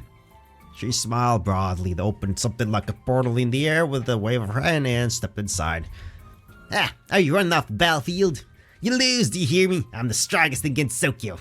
Reimu just doesn't give a fuck about that. I love that expression there. Slap. Reimu hit the girl upside the head. Hey, Reimu, what are you doing? I have no idea what happened here, but you almost destroyed the entire mountain. What mountain? This mountain, the one you're standing on. Do you realize that the earthquakes from your battle felt all in Gensokyo? That's because I'm very strong. Or you're very stupid. You don't see the consequences of your actions at all. If I were you, I'd apologize to the strongest person in Gensokyo. Why are you the strongest? Even Yukari was running away from my might. So that means that this weird girl with the portals is Yukari. It's understandable why Marissa would think that she was to blame. That's funny. That's not what I saw. Yukari just got bored with fighting you and left. She ran away. Ran away. Yes, if you say so. Don't you believe me? Then I'll fight you, right here and now. Of course, but first you have to reimburse me for my lost time. What? I gave up all business and rushed here because I thought Gensokyo was in danger. I've been busy, by the way. You're not even doing anything. You'd sleep under a food and clean up around the shrine. Said the one who is lying on the cloud all day long. What else am I going to do in heaven? Of course, poor Tenchi doesn't know what to do with herself. That's why he decided to fight Yukari. No, I wanted to know what her servants had forgotten in our garden. It's not the first time they've been caught there. Do you always ask questions with your sword? No, I was just angry. And even if it is, what's wrong? Because I need to talk to her, and now I don't know where to find her. She ran away from your stupidity. Well, do you admit she was scared from my power? Yes, that's exactly what happened. We're leaving, Arianto. No one's going to help us here. Yeah, I kind of don't like saying my name too much, especially in this kind of context. Like I say once, when we introduce myself with the thing, and that's enough. I don't need to say more. It's fine. I'm just gonna call Carrie because that's the shortening that I usually go for, and that's fine. Anyway. Then she looked at me for the first time. I raised my hand in a greeting. Hi. Hello. Who's this young man? You don't have to worry about that. We're on our way out. You've never brought humans to me before. It's interesting. I don't go to see you very often. Only when you're going to do another stupid thing. What an interesting specimen. Don't you want to introduce me? No. It was rude, Reimu. Oh gods. Tenchi, that's Carrie. Carrie, that's Tenchi Hinanawi. Are you happy now? And what is he meant to be? Some kind of yokai? Is that why he keeps quiet all the time? Does he kill his victims with his voice? No, I'm just a human. I just didn't want to get in your way. Are you really an ordinary human? Maybe you might have something interesting. A third hand? Gills? I blinked. I don't get it. No, I'm just a human. I was a normal human this morning at least. Ordinary human? Reimu, I'm disappointed. What do you mean? I never thought that our Yakuza Shrine maid would go out with an ordinary person. Oni would have been better suited for her. Or demons from hell. What? Everyone knows it's easier for you to communicate with yokai than with people. Don't talk rubbish. And besides, what do you mean? I don't go out with him at all. You mean he came all this way without any reason? No, we were looking for Yukari, and because of your stupid bell, we were forced to come all this way for nothing. And now we have to go back. Thank you very much, Tenshi. Hey, don't blame me for your failures. How could I know that this is the moment you need Yukari? You mortals are always in a hurry, so now I need to adjust my schedule to your fuss. Whereas you should do it. Maybe then you realize that the kind of trouble you're causing for the others. Ah, you're making me so mad. We're leaving. All this way and all in vain. No Yukari, no incident, nothing. What a day. And these berries. Reimu paused, looked closely at Tenshi. You owe me a basket of berries. Well, a basket. I was picking berries with Carrie today. I really don't like seeing my name actually too much like that. I really don't. It's getting to me now. Like, it's... And then the waves of your hits ruined the whole crop. Oh, I'm beginning to understand why you're so angry. Did you want to show this young man what a good hostess you are? And then you had plans, but I ruined everything for you? What? I'm sorry, I'm real stupid. People do it differently. Usually Celestials do it differently. Usually we use a veil. No, you got it wrong. All's well, let me help you. Hey, what the? A large fluffy cloud began to form around us. What's going on? This cloud will take you to the shrine. Don't worry about anything. Your spirit of love, Tenshi, will deal with everything. The cloud seemed to thicken and lifted us into the air, and we flew. Don't rush anywhere. Spend this time advantageously. Good luck, Reimu. Damn it, Tenshi. Tenshi was screaming something else after us, but I wasn't listening anymore. I was focused on other things, like how we're flying now. I was flying through the sky on the cloud. That's incredible. That's really cool. It was not very convenient to keep the balance at start, but I quickly adjusted. The cloud was surprisingly resilient and solid. It was like standing on an inflatable mattress. I carefully crawled to the edge. The ground was moving smoothly between us and below us. I'd be very careful if I were you. Don't fall over the edge. I looked at Reimu. She looked very dissatisfied. Oh, Reimu, can you believe we're flying? That's incredible. Yes. It's amazing we're flying on the cloud. We could fly faster. This cloud is barely moving. Don't you like that we're flying? It's just a flight. I can fly without a cloud. What? You can fly? I must have had a very dumbfounded look. Think so. I can do that. So is Marissa. Most of the yokai can. It's not something complicated. It's just flight. It's amazing. Can I do that too? I don't know. This requires certain skills and a lot of spiritual strength. I'd like to learn. It's just unbelievable. I know. In the past I did not know how to do this and used the services of my friend. He carried me on his back. Can you show me how to fly? Yeah, for this kind of dialogue, the drunk voice is really perfect, honestly. It's like the absolute correct one. Of course, but not here and not now. I wouldn't want you to accidentally fall off the cloud. Yeah, that would be a bit very embarrassing. I raised my head and suddenly in the interviewing of this white mist, I found a bed. A normal double bed made of cloud. Hey, Reimu, look. Reimu looked back and blushed sharply. I flipped on the bed. She was about able to keep my weight down just fine. A barely noticeable spring and it was quite soft. Only now did I feel how tired I was from the whole day. I just want to lie down, do nothing. I wonder if I'm so tired, how does Reimu feel now? Reimu, do you want to lie down? No thanks. Come on, the bed's wide, there's enough space for two. Absolutely not, I feel great here. She's being overly conscious. Up to you, but I'm tired from today. A little rest won't hurt. I shrugged my shoulders and leaned back on the bed. The sky was moving slowly over me. Gensokyo is an incredible place. I've seen so much in a day. But perhaps this is the most unusual thing. I scooped a piece of the bed in my palm, and slowly, like resin, flowed out of my hand. This tension is amazing. I wonder what else she could do from the clouds. Amazing is the incorrect word for it. Rather, she's an irritating disaster. She seemed normal to me. Maybe restless a little. Yes, then I think we should ask this cloud to send you back. Celestial and her homeboy. I think I would get along really well with her. You need to ask her for a veil. I'm sure she'll gladly give it to you. Reimu turned away. I looked at her with surprise. Why are you like this? I'm sorry if I offended you in any way. I'm not aware of your relationship and I don't know anything about her. But you have to understand, I'm not going to hate Tenchi just because you don't like her. Yes, I know. I shouldn't have gotten angry. It's not your fault. It's just a very difficult day. I understand. No one wants their birthday to be bad. Okay, let's put it this way. When we get back to the shrine, will I make you some delicious tea? You'll get some rest and you'll feel better. I'd be grateful. And while we're flying, can you tell me why you hate Tenchi so much? She causes problems in Gensokyo. A lot of problems. For example, one day she turned the essence of all the inhabitants into a red mist, and she wanted to cause mass earthquakes. She also destroyed my shrine. Wow, those are legitimate reasons. And what's worse, she doesn't do it out of spite, but simply because she's very bored. Yeah, that's really bad. She doesn't want to hurt anyone, but she's capable of doing terrible things. She absolutely doesn't care about the feelings of others. I mean, fair enough. We were silent for a while. Listen, Reimu. Yes? Are you tired from my questions yet? No, this is your new home, so your interest is understandable. There's something bothering me. Can you explain? Then she mentioned something about the veil, and then you said the same thing. And then she said something about me that I wanted to take away your veil. I can't figure out how this has anything to do with me. It's nothing.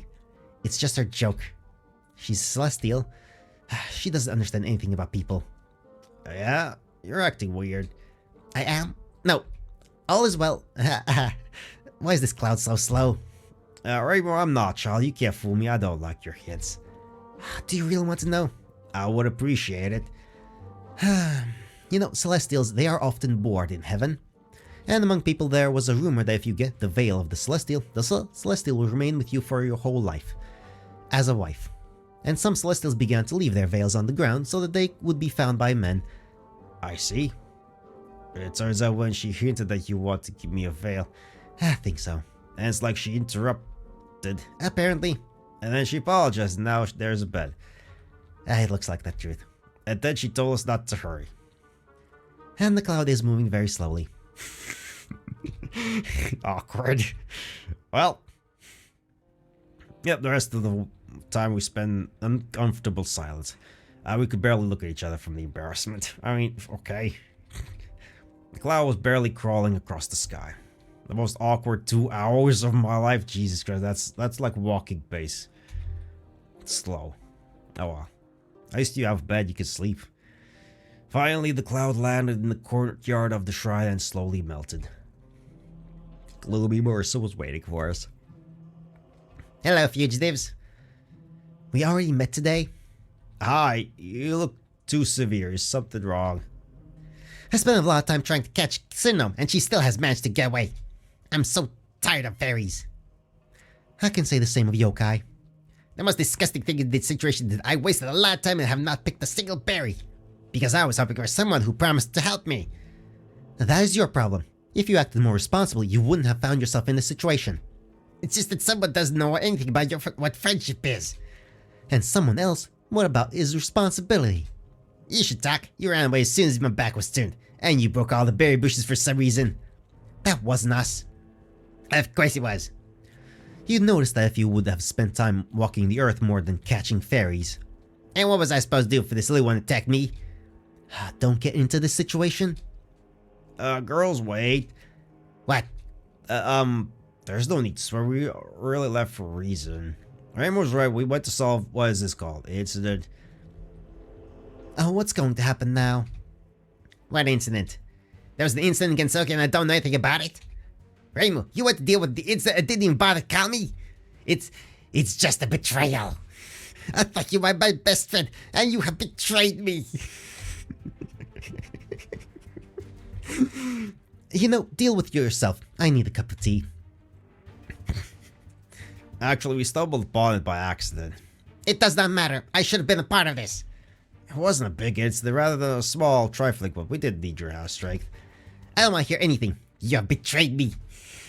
Oh, let me explain, please. You'll change your mind. Oh, okay. You got 5 minutes. We just went looking for Yukari and found her fighting with Tenchi. It was from the blows of Tenchi that the berry fell out in the forest. And then Yukari escaped through the portal and Tenchi brought us with Cloud to the shrine. And that's it? I swear. So this is not an incident at all, just a normal fight. This happens in Gensokyo several times a day. But it turns out it's Tenchi's fault that we're left without berries. Yes. I think I should go visit her. She doesn't seem to have been hit for a long time. She decided to create problems again. Did someone say my name? Tenchi, how good of you to come here yourself. Hello, Marissa. You're seeking for something to steal? No, today I have a very bad mood and I really want to fight. By the way, you have destroyed my berries. Your berries? I was picking berries with Reimu and Kaya today, and you've ruined everything. Really? It turns out you, Reimu and Kari, after picking berries. Then she looked at me with a big interest. I think I'm starting to understand why Reimu chose you, an ordinary human. Are all ordinary humans so insatiable? Well, Marissa wasn't so much picking berries as chasing Cerno. It turns out Sir knows well. Ordinary people are amazing. It's clear why among you the Celestials you cause such a ruckus. What? You got it all wrong. Of course. Well, I hope you had plenty of 2-hour flying on the cloud. Was the bed soft enough? What bed? It was incredibly soft, thank you, but the flight was very slow. I just wanted to create the right atmosphere for you. But now I realize that you were eager to get to Marissa. What atmosphere? Anyway, I brought fruits, as promised. Berries don't grow in heaven, but I think that will suffice as compensation. Peaches. She stretched out a basket full of peaches. Is that what I'm thinking? Yeah, these are heavenly peaches. Is this for us? Yeah, as compensation for the inconvenience I caused. Whoa, Tenchi, you're forgiven. Is everything okay? Well, that was an easy bribe, by the way. It says great. Reimu, lick. I'm glad the situation has been resolved. It was extremely tactless on my part to disturb you. See you at today's party, Marissa, Carrie. Then she turned around, but I managed to catch her hand. She looked at me in surprise. Look, Tenchi, I'd like to clarify about the veil. Oh, don't worry, you're adults and I don't have to judge you. No, you got it wrong. I'm talking about that. I get it. You want to take my veil too, even after Reimu, Marissa, and Cerno? Ordinary humans are very intriguing. Just listen to me. I understand. My appearance was overshadowed by your mind that you want to be with me. This is not going to work out. You're a handsome young man, but I don't want to stand in line with these plebs. She nodded, waved her arms, and flew up into the cloud. I helplessly stared after her. No one seems to understand me today. I found the girls in front of the shrine. And half a basket we will sell on the market. Greedy Reimu. Hello, we love greedy Reimu. I promise the whole basket. But berries, not peaches. Never mind, we've already kept vampires waiting. You still owe me a reward for my helping, remember? Yes, but I promise to give you my fee and not my peaches. Give me at least a few peaches, no one will know, and I'll make some money. Reimu, back off. Your greed knows no bounds. What are you talking about? Nothing. It's time for us to take the peaches to the employers. Well, let's go. Why? We already had too many walks for one day. We're gonna fly. But I don't know how. It's not a big deal. Mrs. Boone can lift you both. I still don't understand why you don't want to carry him yourself. Because I'm not sure if I can hold him. It's just safer. Okay, we need to move. Marissa whistled. Seconds later, there was a rumble from behind the shrine. What's this? I have no idea. It sounded like something fell. Yes, it did. An incident. Did you hear that sound again? Looks like it's coming from behind the shrine. The storm is the only thing there. Oops. What's wrong? Perhaps. Theoretically. Goddamn worse. I really love this already. Goddamn, what did you do? Although I'm not completely sure myself, but still. Stop mumbling and tell me. Maybe I can't say for certain, but maybe I left my broom there. Stop it now, it's going to break my storeroom. Too late. Too late. Marissa, you owe me a new storeroom. That's fair. Marissa looked guilty. She turned to me. Okay, time to fly. Before that, a couple of broom management lessons. You're sitting behind my back, holding your hands at my waist. Do you need to explain what the waistline is? No. Okay, do not lean too much to the right or left, otherwise you will unbalance the boom. Bend your legs, or you can shoot down some flying bird. Don't unclench your hands, or you'll be blown away by the wind. And hold on to the waistlines. I get it. Okay. Marissa got onto the boom, slapped a few times the stick behind herself. I'm gonna hug the basket on the boom. Be careful, don't drop the peaches. Can I carry them? I don't think so, or they will immediately appear at the nearest market. Reimu was sulking. I sat down on the broom behind Marissa and wrapped my arms around her. Carrie? Yes? That's not my waist. Sorry. Oh, we fucked that off. Come on now. We are a silhouette. We don't even have we're a transparent silhouette. Look at that. We don't even exist now, really. And Reimu's just flying. I love that. I kind of love that flight pose. It's great. It's kind of silly, but I like it a lot. It's so serious, but it kind of makes it silly. I don't know how to explain it, but it just what I can explain is that my throat is fucking dry. Nothing like guttural drinking noises, right? Totally. That's totally something people want to hear. Maybe if you're into ASMR or something like that, but I don't know if you are. What should I tell you about flying on a broom? Imagine that you are sitting on a very thin, long pole and a strong wind blows in your face. All in all, it's a pretty tolerable feeling. Apart from the fact that you are sitting on a very thin, long pole in the sky and you have a strong wind blowing in your face, which is trying to blow you off this pole into the ground, it's unforgettable. The broom was flying across the sky at a decent speed. Marissa's hair was in my face and I really wanted to sneeze. Fair enough. The worst part was that I was constantly being pulled back, which made me grab any bulging surface in the pen. Oh, for fuck's sake, don't. Which Marissa really didn't. Like, just hold on to her waist. Like just wrap your arms and around your own arms. Like, grab onto your arms and just hold. It's not that hard, but I guess you're just an office worker. With zero, physical strength or something. Like, come on now. Carrie, stop grabbing it. That's not my waist. Sorry, I think I'm blown away by the wind. What? I'm being blown away by the wind. Speak loud. Your words are blown away by the wind. I can't hear anything. Oh, really? I just took a deep breath and grabbed her skirt, feeling soft female body under my fingers. Marissa gasped.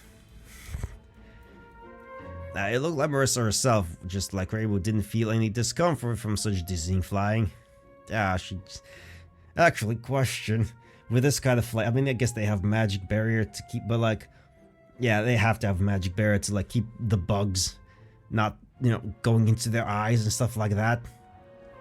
Because at those kind of speeds in the air, bugs are gonna get into your face. It's gonna be covered. It's gonna be it's just not gonna be happy. I wasn't really listening to them. I was more focused on not falling and splattering on the ground. That's the important thing to focus on.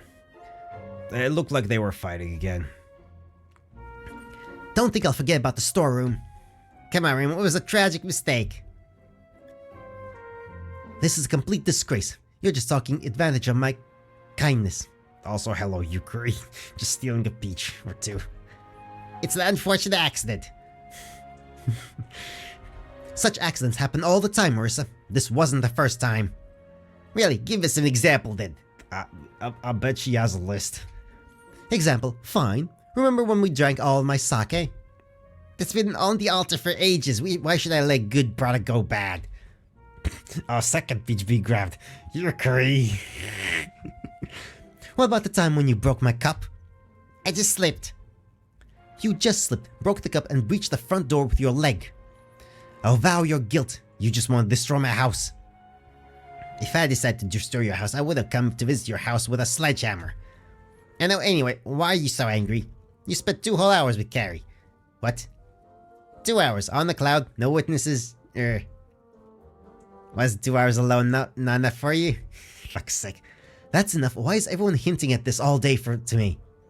I just see the way you look at him. How? Go on, tell me how I look at him. Unusual.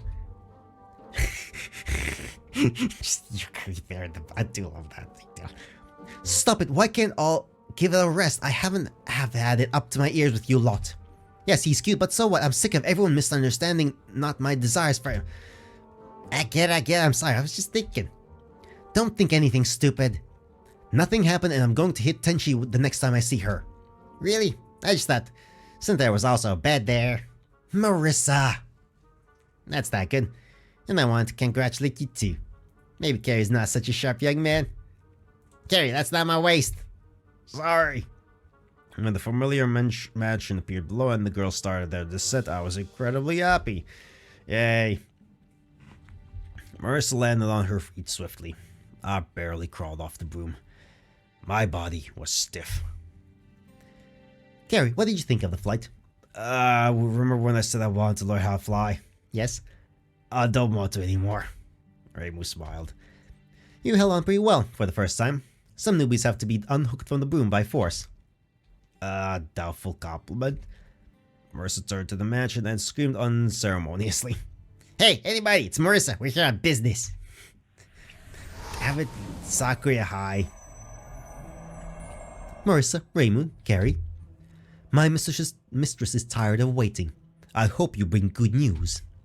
We bring the best. We could get the berries. You have a very strange idea of what good news is. But we brought something even better instead. A whole basket of heavenly peaches. Is that the peaches that strengthen the body to the destiny of the stone? What? Yeah. I think that's an acceptable option. I'll let the mistress know immediately.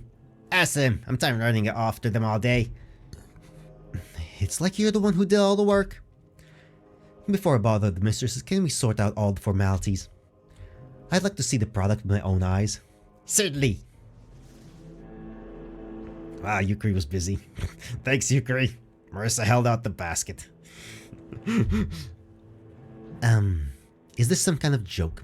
If so, I don't think I understand the point of it. What? Your basket is empty. What? How? The basket was empty. Not even a trace of peaches. Anyway, girls, I don't think your job is done. It is unlikely that emptiness can make a cake. Marissa, did you lose our peaches? I don't understand it. They were right here in the basket. There were, and now they're gone. Yes, but they were right there. I know they were. Where did they go, Marissa? How should I know? You had them. And I've been driving the broom all this time. Perhaps it fell out of this basket. Are you so clumsy that you can lose all things you need? What'd you say? I can't handle a broom perfectly. I would never drop anything. You blew my storeroom with your broom. It was an accident. It's not the first time. How long are you gonna keep reminding me of that? Until I get tired of it? You're so petty and mean. You think your fantasies are real. Said the one who's been hinting at my non-existent relationship all day. Oh, maybe Carrie ate the peaches. He couldn't. Why do you think that? Because you like him, don't you? No, it's just that he's been sitting there clutching at you all this time. Because you didn't want to help him with magic. Did you want to be felt up? What? Back off. I'm not the one who's been with guys in different compromising situations all day. You're acting like... Oh, if I were you, I wouldn't say anything you might regret later. Do you think I'm scared of you? Do you want to fight, Reimu? With a great pleasure, Marissa. For everything that happened today because of your stupidity. How you get ready, Reimu. I will not spare you even on my birthday. Or your birthday. But Sake will stop you. A second ago, I was standing next to the mansion, and suddenly I found myself in a small clearing in the woods. What? Don't worry, everything's fine. How did I get here? I transferred you here. It's not safe near the mansion right now. And here you get a great view of the fight. Hey, you're not going to do anything? They can hurt each other. It's never happened before. But they're fighting near your house. Something must be done, otherwise the mistress will suffer. I've already notified the mistress. I'm sure she'll be happy with a fight like this. When the two strongest humans fight, it's always interesting. For a long time, nothing as interesting as this has happened in Gensokyo. I felt hopeless. I guess I'm starting to understand why Reimu doesn't like yokai so much. Sakura must have understood my condition. Don't worry, mortal. It's going to be alright. Relax. If only I could. As much as I like to admit it, Sakura chose a great place. From here you could clearly see the gate and two tense figures next to them. I could even hear what they were saying. Ready to get beat up, Marissa? Ha! I'd think about my last words if I were you. And you already have yours ready? No, but how about Reimu's a fool who doesn't understand anything? I think it's perfect. You'll regret that. Stop talking, Reimu. Let's start. Okay, but don't cry if it'll hurt too much. Let's see who's gonna cry. Watch yourself. You can't even handle my usual attacks. Is that so? That's a massive grin. Look at that. That's a very evil grin. That's bad. That's literally half her face. I do like it though. That's great. Look at it. Look at those teeth. Look at that smile. It's fucking fantastic. I love it. I've got something special for you. A thin white chain of energy flew out of Marissa's hand. It won't help. You can't get through my defense. And why do I need to get through when I can just break it? What the? Now try the main course. Master. Spark! A ray of white light stretched out to Reimu. She'll be fine. The flash from the explosion blinded me. That is how strong it was. All I could see in those last few seconds was a little female silhouette in the middle of this fire. God, Marissa's killed her! Marissa has grown up. What? Somehow I managed to come to my senses and looked at Sake with teary eyes. Marissa's already acting not so straightforward. She made a diversionary attack. That's commendable. How can you admire that? Reimu's dead. I don't think so, mortal. It's a weak attack that couldn't have hurt her. Weak? Take a look. Battlefield was destroyed. Mangled trees, burning grass. Only the wind was lifting up heaps of dust and ash. Reimu was gone. She disappeared in a second. I noticed the bouncing figure next to the gate. Ha! I hit her! How could she be happy she killed her? You're being overly dramatic. Reimu survived much worse situations than this. For her, this is no scarier than a mosquito bite. A mosquito bite? Have you lost your mind? She was burned to dust by the explosion. How could Marissa do that? I thought they were friends. They are friends. I'd even say they are best friends. Are you saying that it's okay for you to have a best friend killed by that? You're just looking at everything with the standards of the outside world. It's not as bad as you think. If you want to live in Gensokyo, you'll have to get used to the local rules. How can I get used to this? This is just madness. Reimu died. I didn't even have time to tell her. Stop it. You're exhausting. Alright, Sake has eye changes. It's not as bad as you think. Although in some way you do make a good point. If I were Marissa, I wouldn't use that attack. There seems to be some tension between them. This can lead to bad things. What could be worse? I turned to the scene of fight. The wind was still driving up the dust. I have to do something. We can't just stand here and wait. I stepped onto the road, but Sakura grasped my shoulder. Where are you going? I can't stay, but maybe she's alive and needs my help. Not the most prudent decision, especially for you. We should wait for the retaliation. Marissa, of course, gained experience, but it is still early for her to celebrate her victory. What are you talking about? Just look. I hit her. I won. You hit me. Good job. But next time, aim better. What the? Fantasy nature. Oops. Ow, shit. And the world burned in flames. Sake was right. I shouldn't have worried about Reimu. Now I understood it very well. Yeah, they're on a different power level. They have power levels. When something stopped exploding in the mansion, an incredible silence hung over the battlefield. Sakura silently opened and closed her mouth. On her face was an expression of extreme horror. Sakura, what's wrong with you? Were you hurt? They damaged our mansion. Oh, that's unforgivable. Uh-oh. Again. Oh, again. What? This destruction is totally unacceptable. The mistress will punish me. I need to make sure she's not hurt. Okay, bye. Sakura disappeared. She just stood next to me and disappeared in a second. I looked around and listened. Looks like the fight's over. I was overcome with conflicting feelings. To be honest, I wanted to run somewhere far, far away with a cry. I'm not a coward, but this level of strength, it's something completely different. It's not human. Hell, any sane person would try to be as far away from this as possible. Instead, I went to the mansion. The stupidest decision of my life. Why did I do that? I have no idea. I mean, you don't really have anywhere else to go, so, you know. Maybe I wanted to give first aid to the victims? Or I had to prove to myself this world doesn't scare me? But perhaps the fault of all this was a bad feeling that something irreparable was going to happen, and I had to fix everything. I saw the girls from afar. Marissa looked pretty bad. Her chest was heaving up and down. Oh, she does look kind of hurt. And Reimu's totally fine. And the mansion is damaged. Oh, that's really bad. Reimu stood next to her and indifferently stared at her rival. I froze, not knowing what I needed to do. There's always the strong one. You knew what you were doing, getting into the fight. I had every chance. I'd defeat you sometime. Only 4 out of 10 times. You're too strong. It's cheating. Don't complain. I'm not complaining. Then what are you doing? Enjoying the sky. It's beautiful today. I'm just gonna rest. Take a breather, and then I'll kick your ass. I love Marissa. She's fucking great. Don't talk nonsense. You don't have the strength to try something like that. I don't care. You insulted me and you will answer for it.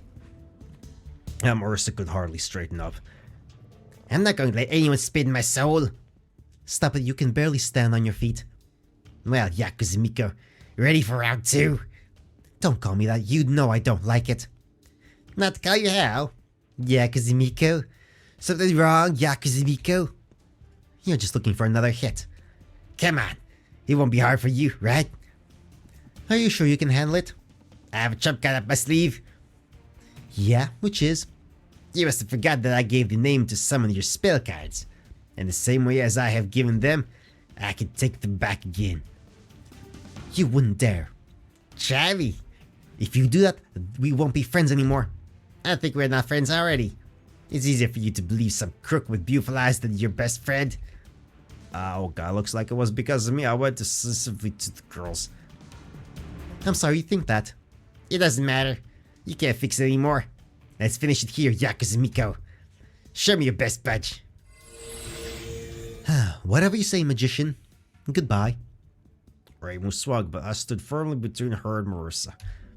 Carrie, what are you doing? What are you doing, Reimu? I'm punishing one arrogant magician. I'm not gonna let you hurt Marissa. Get out of the way. Reimu, what the hell are you doing? She's your friend. If she wants to get her ass kicked, she will. Yeah, Carrie, I don't need your protection. Look at you, you're barely standing on your feet. Ah, it's just a disguise. Now I'll gather my strength and show her best master spark. I'll just sit for a while. Oh, that's just so great. Look, Reimu, I don't understand much about your customs, but it's not right to do this. You are right. You don't know anything about our customs. Get out of the way. No, I'm not gonna let you hurt Marissa. Do you want to get it too? Yeah, damn if that will help you get your sanity back. You said it was your duty to protect every man in Gensokyo, and now you want to break your own beliefs? She insulted me. And that's a good reason to take her life? Does she look like a yokai? Answer me. No, she's a human, a simple, ordinary human. Not quite ordinary. Shut up, Marissa. Okay. I love that. That's fantastic. Good lord. Marissa is the best. She's so silly. Now you go to hurt Marissa, and then what? Will you just keep going and continue to hurt others? Who's gonna be next? Villager's your friend, the owner of a magic shop, me. But besides being an ordinary person, she's also your friend. Is that what you do with your friends? Do you think that's right? So I have to forgive her everything she has said? No, if you have any problems, solve them without the use of power. You have asked me before how I resolved my disagreement with my sister. Well, we talk when we are not satisfied with something. We sit down with a cup of tea and talk about it. That's how people solve problems, not yokai. But if you insist on hurting Marissa, you will have to get through me first. That was close. I'd rather die now than live in a world where a nice little girl I like behaves like a monster. We were silent for a few seconds. Reimu was a good girl. Yeah, I like her too. But like, Just like platonically? I don't mean anything by that, beyond that.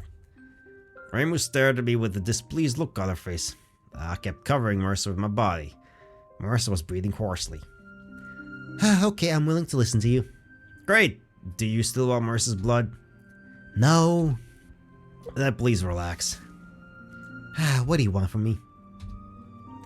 I want you to be honest with yourself. Do you really want to hurt Marissa? No, but she didn't act right. Maybe so, but is there really no other way to solve this problem? Only death can make up for her mistakes? No, of course not. Damn how stupid everything is. She's my friend and I love her. Today is really a stupid day. And these peaches as well. What do we say to vampires now? Reimu, you're a fool. That look on the simple look.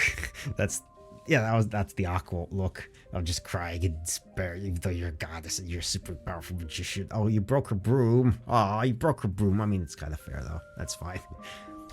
I never touched the peaches. Vampires had to make a kick out of it. It was supposed to be a surprise. I want you to have the best birthday ever. I want to throw you a great party. Call all your friends. I worked so hard for this. I didn't have enough time to pick the berries for the cake, and then I found out the sake was finished. I flew, I bought sake, but I left my broom in your storeroom, and now we are left with no berries, no peaches, no cake. Marissa cried like a waterfall. Well, conflict specialist, what am I supposed to do now? I think you need to comfort her. Great. She called me a fool, and I have to comfort her? That's what friends do, that's right. In my understanding, I shouldn't remind her that she made me pick berries from my own birthday cake. It's better not to. Great. I think I'll take a walk a short while. You have a lot to discuss.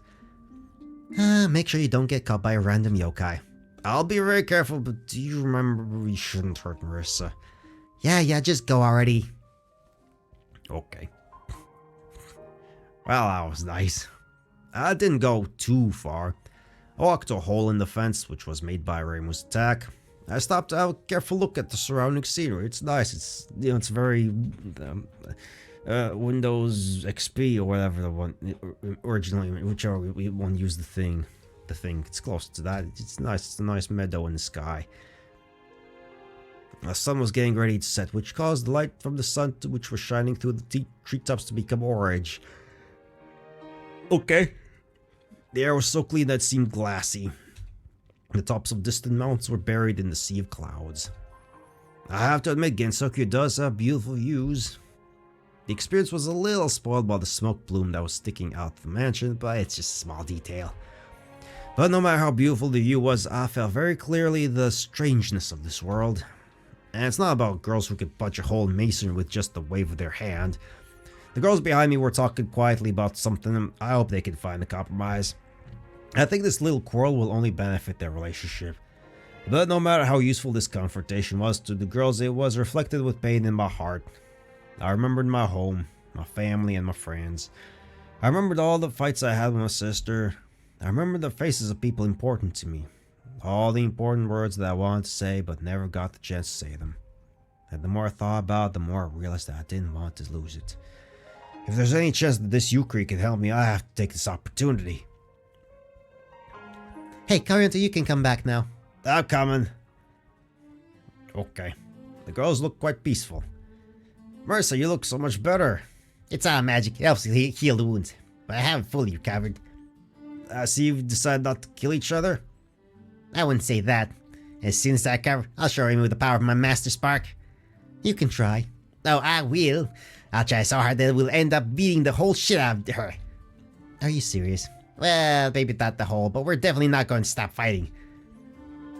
Even though not to death. This sounds like progress. Everyone smiled. So what do we do now?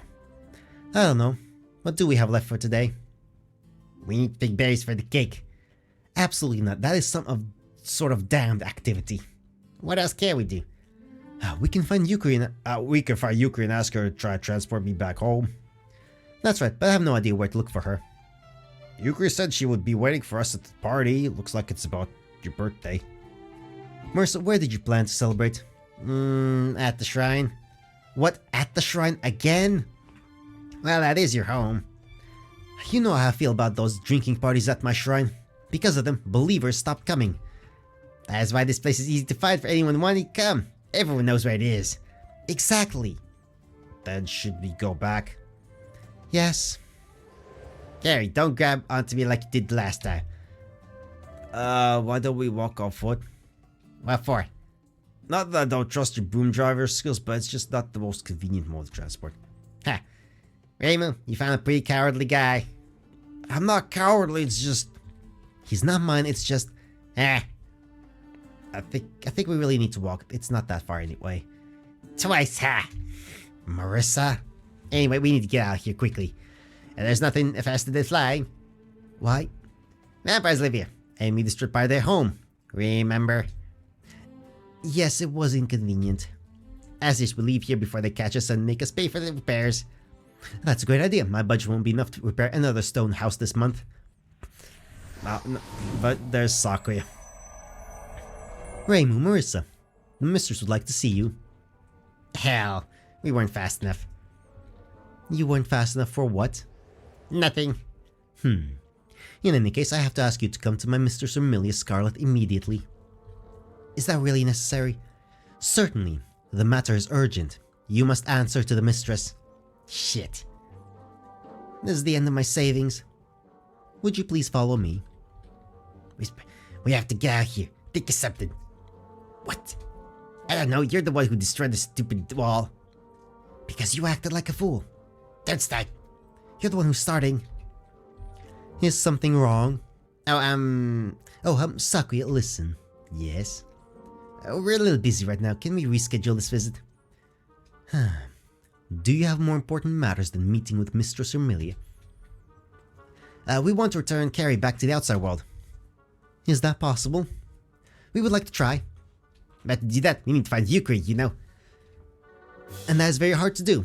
She's like the wind in a clear field. More like a cat in a dark room.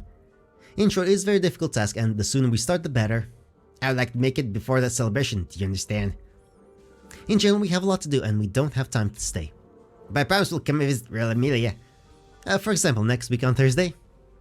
I'm busy on Thursday. Really? Yes. Maybe in a week then? Oh no, that is when I need to conduct the ministry at the shrine. So we'll just visit you within a month. More like 6 months. But we'll definitely visit, okay? If you're looking for Mistress Yukari, she's currently staying with us. Foiled. It's a good thing you agree with us. Wait, what? Mistress Yukari arrived shortly before you with a small gift for Mistress Amelia. Oh, fuck you. God damn Yukari. Is she still here? At the moment, both ladies are drinking tea with heaven peaches on the terrace. With heaven peaches? Yes, I didn't mention to you that Mistress Yukari came with a little gift. With a whole basket of heavenly peaches about this size? Marissa simulated the size of the basket with her hands. Yes, but how did you figure that out? How interesting. Marissa, are you thinking of what I'm thinking? Maybe you should accept Mr. Amelia's invitation. Definitely. Where should we go?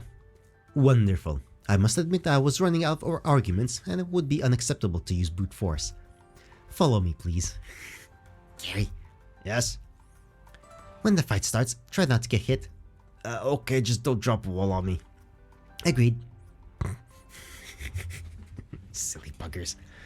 Scarlet Devil Mansion. That is a completely inappropriate name. Imagine the endless orgy and demons tormenting sinners. But it turned out to be an ordinary, though a very beautiful building in the Gothic style. If there's an ogre living here, he does have good taste. Sakura took us to a small gazebo in the backyard. 2 girls were sitting at a table and talking peacefully. That's a good look Amelia has there. Look at that. That sharp gaze, those eyebrows and everything else, that little smile. It's great. And Yukari's Yukari. She's cool. I recognize one of them, the one that fought Tenshi on top of the mountain. Yukari saw us and her eyes narrowed. She looked around us and winked at me. Amelia, that's wonderful. But we need to take a break. You have guests. What am I gonna do with Amelia's voice? I don't know. The second girl turned to us and smiled. I noticed sharp fangs protruding from her upper jaw. A vampire, nothing special. Big deal. I've seen more strange things in Gensokyo. Reimu, Marissa, it's great that you've decided to visit us. Who's this young man? That's Carrion.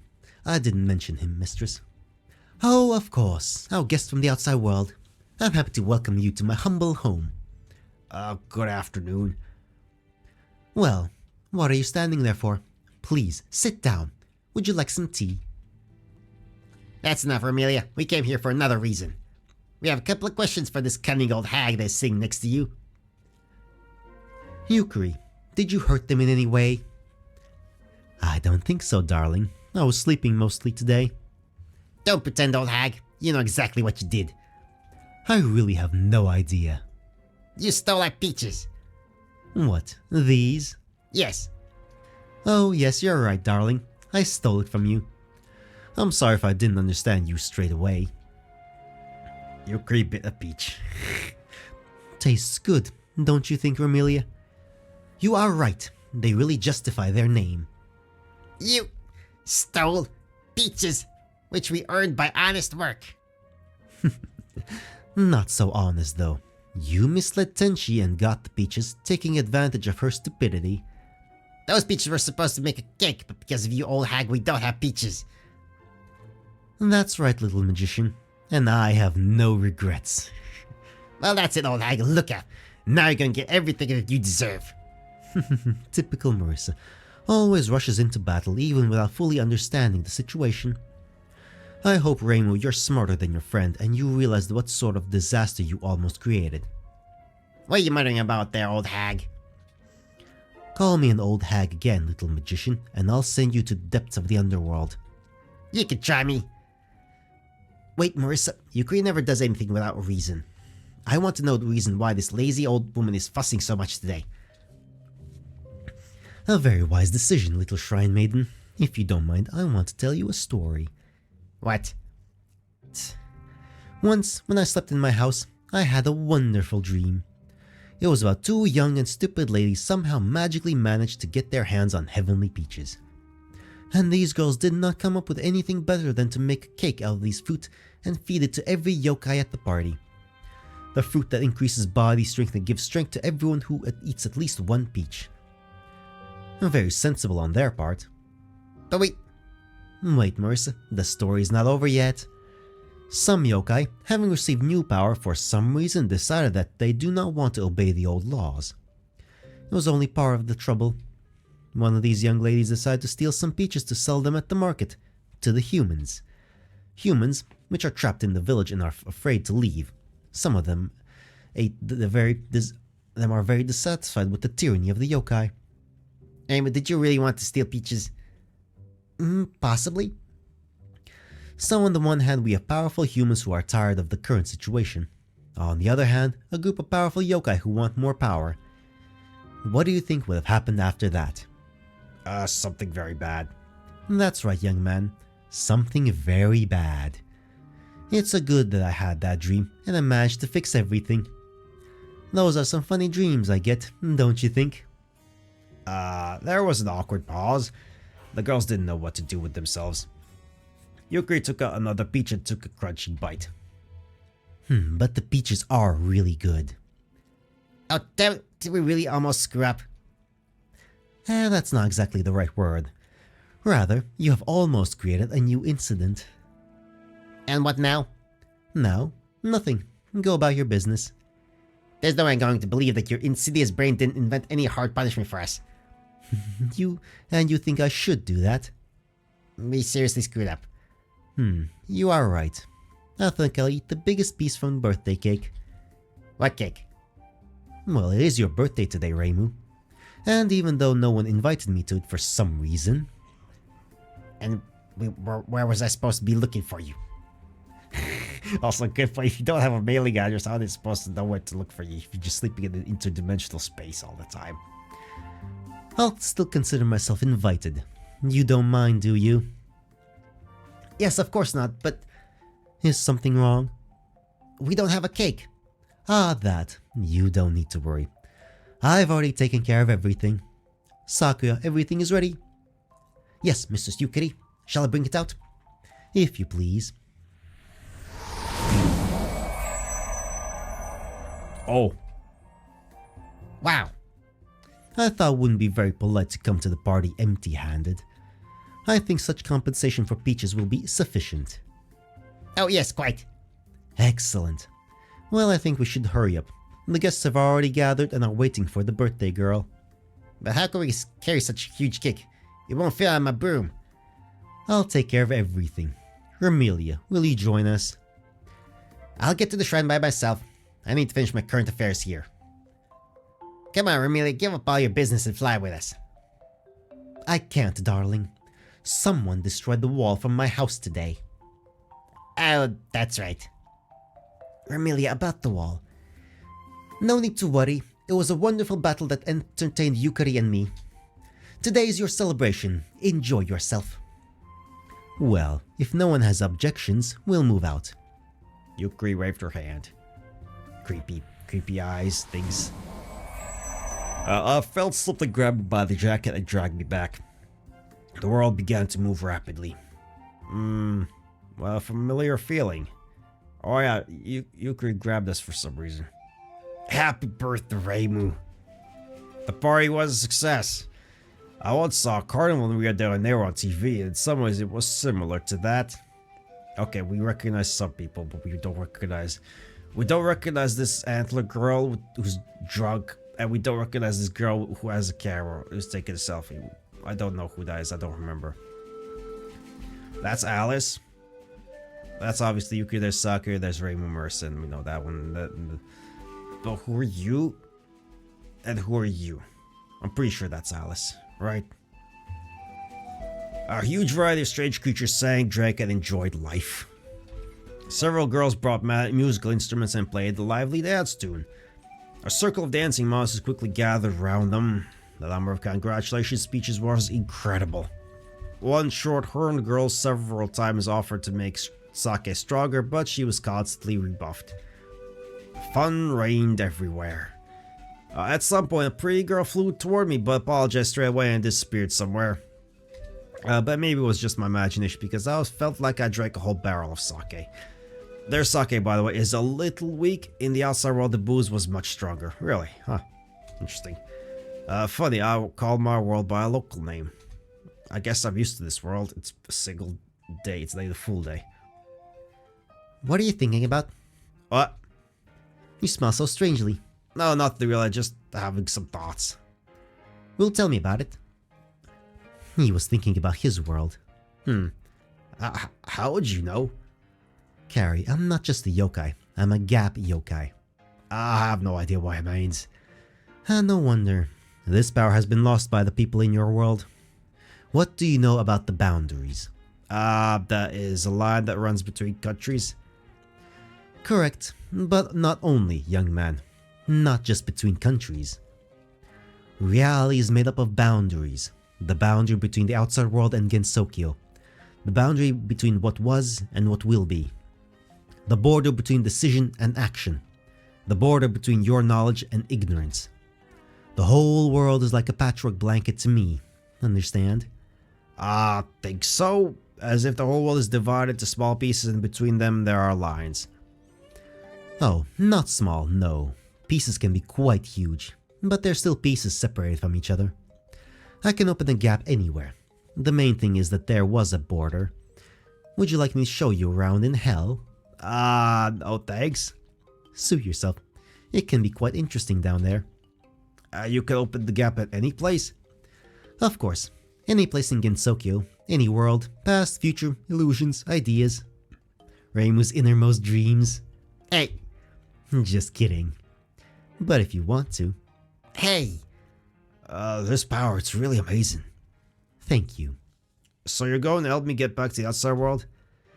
Certainly. You've already done everything that was required of you. Your normal life is waiting for you. But we'll do it after the celebration. I'd like to have some fun, if you don't mind, of course. I'm willing to wait. That's wonderful. Now, can you satisfy the old lady's curiosity? The people of the outside world haven't built cities on Mars yet. I'm not very interested in space, but as far as I know, not yet. What a pity. Little Musk showed great promises. Well, he promises a lot of things, but like he's an idiot, but still okay. Do you know about Elon Musk? He's not doing so well right now, honestly. He never has, but whatever. Certainly, I follow interesting people. I mean, he's certainly interesting, that's a certainty. I even wanted to bring him into Gensokyo at a certain point in time so that Reimu could meet him. But then I realized that it was better for her to start getting acquainted with more ordinary inhabitants of the outside world. And why would I want to do that? It's like there are not enough ordinary comers from the outside world. And there's a big difference, little shrine maiden. Ordinary people don't get into Gensokyo. It's a place for outcasts, dreamers, madmen, those who were not accepted by the ordinary world. Ordinary people of the outside world are not like that. They think differently.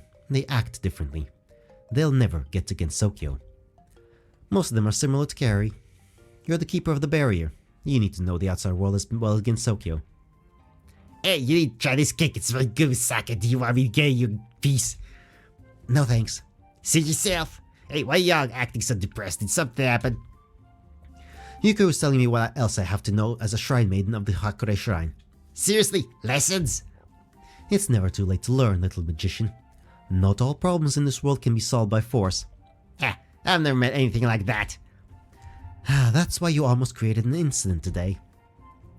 You don't know about a lot of things, and it's not just about the world beyond the barrier. Tell me, did any of you really love anyone for real? Like lovers? Yes. No, but... And this is a big gap in your education. You will never understand what will guide such people. Their thoughts, their actions are hidden from you, and they can become a problem when you least expect it. Love for your own children, kindness, anger, envy. All this moves not only people, but also yokais. The world consists of a huge number of threads. Fate and events in it are closely intertwined in a very tight tangle. And you can never tell what happens by accident and what is set up by an invisible puppet master. Everything happens for a reason. Everything has consequences, and you should see it. My task is to teach you to learn to think for yourself and not to just rely on chance. In the future, Gensokyo will face terrible events, and you must be prepared for those incidents. Yukari paused. I looked at the girls with interest. They looked like children who had been scolded by their grandmother. I mean, that's basically what happened there, though. She's like a granny. I mean, she's thousands of years old or some bullshit like that. Or more. Time doesn't really matter there, does it? For immortals, age is literally irrelevant. It could be 1,000, it could be 1,000,000, it could be 1,000,000,000 years old. Like, it doesn't really change anything, does it? You're right about one thing, though. That's enough moralizing for today. I'm not going to keep spoiling your mood all day. I'll take a little walk. If someone needs me, I'll be behind the shrine. There's a wonderful secluded clearing in the woods there. Have a good evening, Marissa, Reimu, Carrie. To know the world as lovers. The creepy old pervert. I bet she's spying on us in the bathroom. It's possible, but she's right about one thing. We really almost did something stupid today. That's because we're not strong enough. Let's see what she has to say when I'll be the strongest in Gensokyo. To do that, you're going to have to beat me first. I beat you all the time. Only 4 battles out of 10. That's only for now. I'll practice and beat you to smithereens. Anyways, your abilities are dishonest. Said the eternal number 2 girl. What? Is someone looking for beating? Are you going to fight now? Of course not. We always talk like this. Do not pay attention. And anyway, 1 defeat for the day is enough for Marissa. Keep talking, please. I suggest we go have some fun. Did you ask Yukari to send Carrie back home? She promised to do it after the celebration. Nice. Then we need to give you the best possible send-off. Good idea. And we had fun, danced, and drank. I've never had as much fun as I did in Gensokyo in my entire life. Everyone was very friendly and no one ever even tried to eat me. That's good. I knew I was going to miss this place. Hey, you've got that face again. What face? Face up, I realize now that I like what I like about Gensokyo. Controlling facial expressions is not my strong suit. That's for sure. Why don't you stay? I'd love to, but Yukari is right. I am a stranger in this world. But that doesn't mean I won't miss it. That's good to hear. What's wrong? Nothing. Why don't we step away for a moment? I want to take a break from all this. Reimu, my dear Reimu. Sir, no, you're drunk. I am? Nah, never. You're barely on your feet. Am I? I'm fine. No, she's not. Hey, why was the mean old attack the ground under my feet? Do you want to fight with the strongest? No one, sir, no, you just fell. Yes? Yes. Ah, I think I really did have too much to drink. Marissa, can you find the other fairies to take care of Cerno? Why does it have to be Marissa? Isn't my fault that she can't drink? No, don't call other... I came to congratulate Reimu, my strongest opponent. Strongest? Don't interrupt. In short, Reimu, you're a great enemy, and I'm glad I have such a strong opponent. Try that maybe someday in the future you'll be as strong as I am. Anyway, you're a good girl, and I'm going to have another drink. Suika, wait, can I have some more of your signature sake? What was that just now?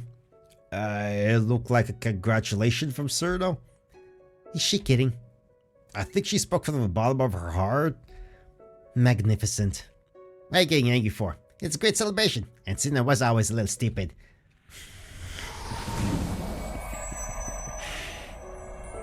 Marissa, Reimu, I have an official congratulations from Mr. Shamilia. She wishes you all the best on this important day. And where's Amelia herself? Mr. Shamilia is dealing with the aftermath of your fight. The devastation was much more significant than we had thought. Yes, that was kind of embarrassing. Still not the right word. Rather, it turned out to be absolutely catastrophic. Mr. Shamilia has decided not to overshadow such an important day with our problems and ask you to have a good time on her behalf. Today you will not be sanctioned for any inconvenience caused. Phew, that was lucky. But she has to insist that tomorrow you come and help with the restoration of the mansion. Shit. We will accept any help, but monetary compensation is the best. Shit. Have a nice evening, Reimu Marissa. Thanks, Sakura. That's great. Now I have a huge debt to pay to those bloodsuckers. We have a debt, sis, as both. That doesn't make me feel any better. Did you see the explosion? I'm surprised the mansion didn't completely collapse. It should have been scattered to the pebble, the very barrier. Where am I going to find that much money? Look, I understand, but don't worry so much. It'll be tomorrow. Today's your day. Let's have some fun. I don't think that's possible. Then look for the positives. Look how many presents you received. And none of this is money. Not everything in the world can be measured by money. The book kleptomaniac said it. Don't be angry, just look at this. Oh, what's this? It's an enchanted talking pumpkin. Sup? Oh, And why would I need it? I agree, not exactly practical, but you can think of something. Her eyes are glowing, maybe it will turn out to be a good night late. Thank you, Marissa, for trying to cheer me up. You are right, hardly anything can make this day worse. Hey, plebs! Oh no. I decided to come down to your party so you wouldn't have to worry too much about my absence. We haven't even started. I have to admit, it is a really good party. Not as great as any birthday I've ever had, but it's not bad either. Anyway, I want to congratulate you, Reimu. It turns out you have great taste in men. I try to spend time with the ordinary men. Reimu, you were right. It's much more fun with them than with the Celestials. What? You don't mind that I brought him to the party without your consent, do you? No, but that's good. If you don't mind, I'll take my leave then.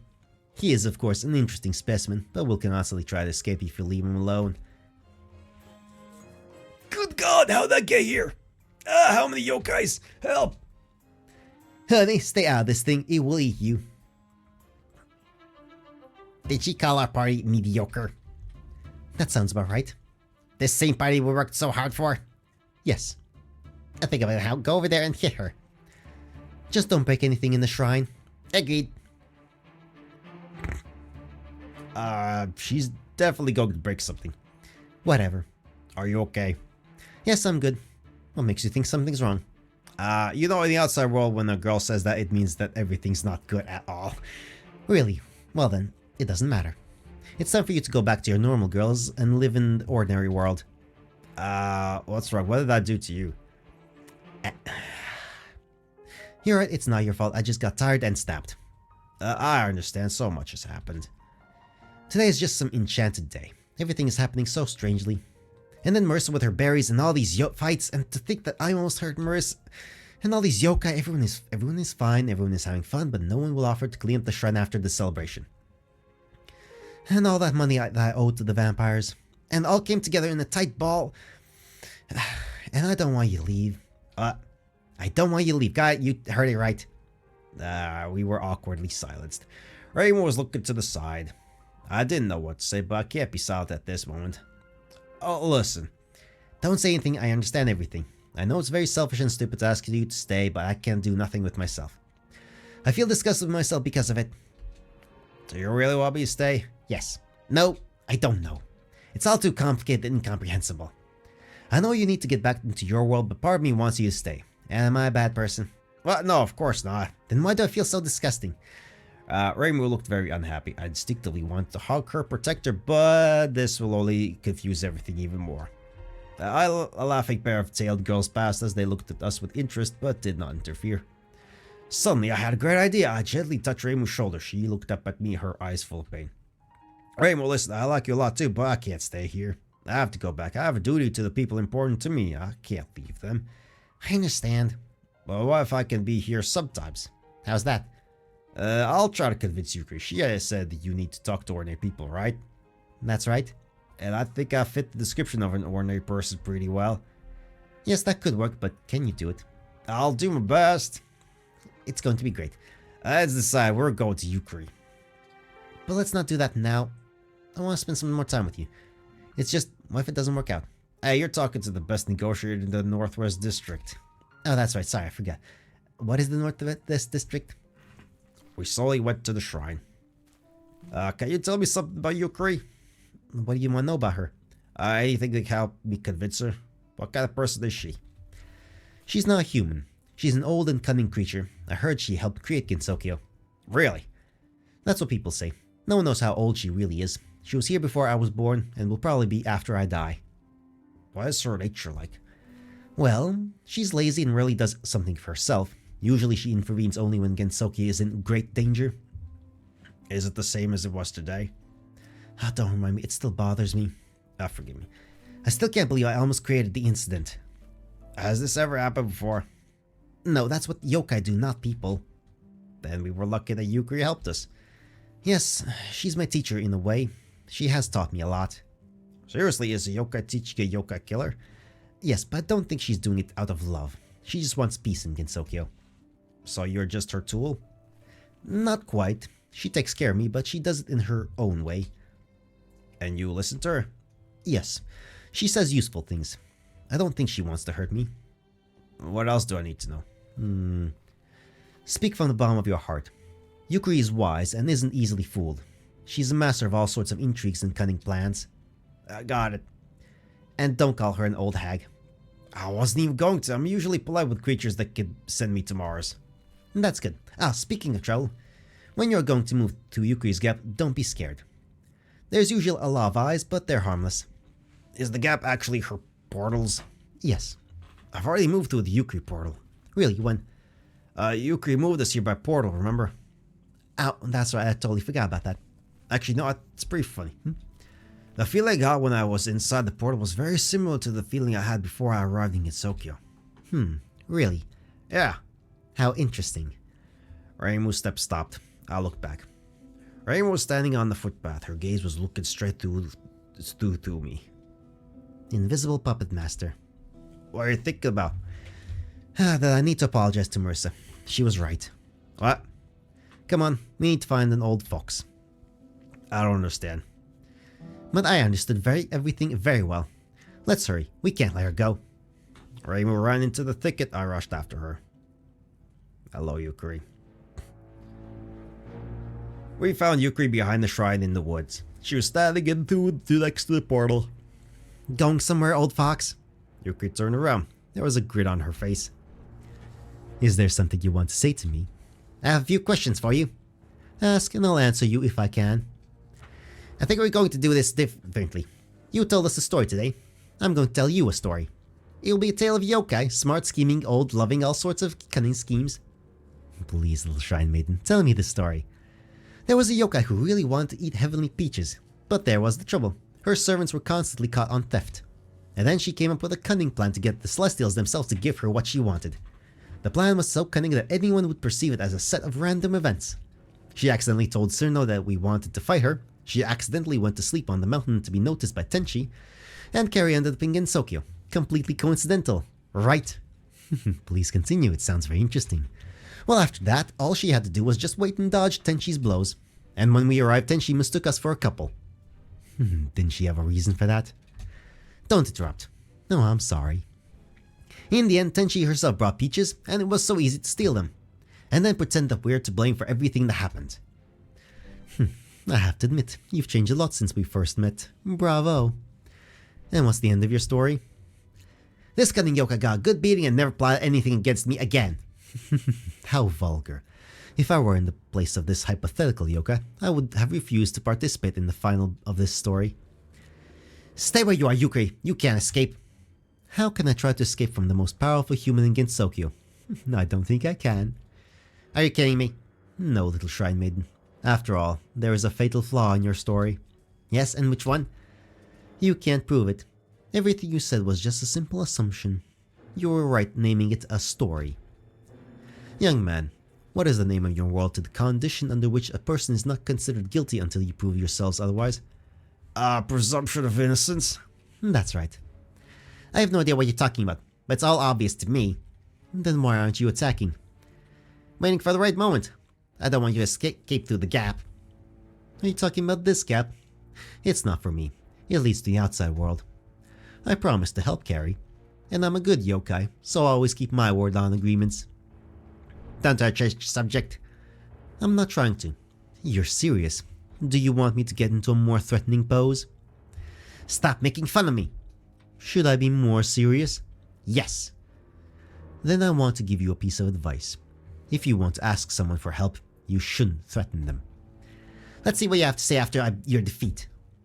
I stood up to Reimu, closing Yukari with myself, and experienced an acute attack of deja vu. Hey, stop doing that. Don't tell me you want to protect that old fox. She's right, Reimu. We depend on her good mood. You think so? Alas, it's true. Shit. It's a good thing someone heeded the voice of reason. I turned to Yukari. Can I ask? I'll get ahead of your question. No, you can't stay in Gensokyo. The consequences of this will be terrible, and you will be the one who suffers the most from this. This universe does not tolerate interference. Everything should go as it must. Your life is waiting for you. Oh, I just want to ask. I know I'm a stranger here, but you're right. Communicating with ordinary people has a beneficial effect on Reimu. She has learned so much, and that's very good. Really? Reimu, have you learned a lot? Well, sort of. But not everything you wanted, right? Go on, young man. And so, such a wise yokai should understand that education should be gradual. And you need an ordinary human for training. I could come here from time to time. Sometimes. If you don't mind, of course. It's not one of your best speeches, I suppose. You're right. Well, will you be able to visit us in the future? I think anything is possible. Really? Certainly. I think it's going to be an interesting experiment. Don't you, Reimu? Don't get mad, little shrine maiden. If you want to fight, I'm at your disposal. I thought you were against the battle. If you want to, I wouldn't want to ruin your birthday.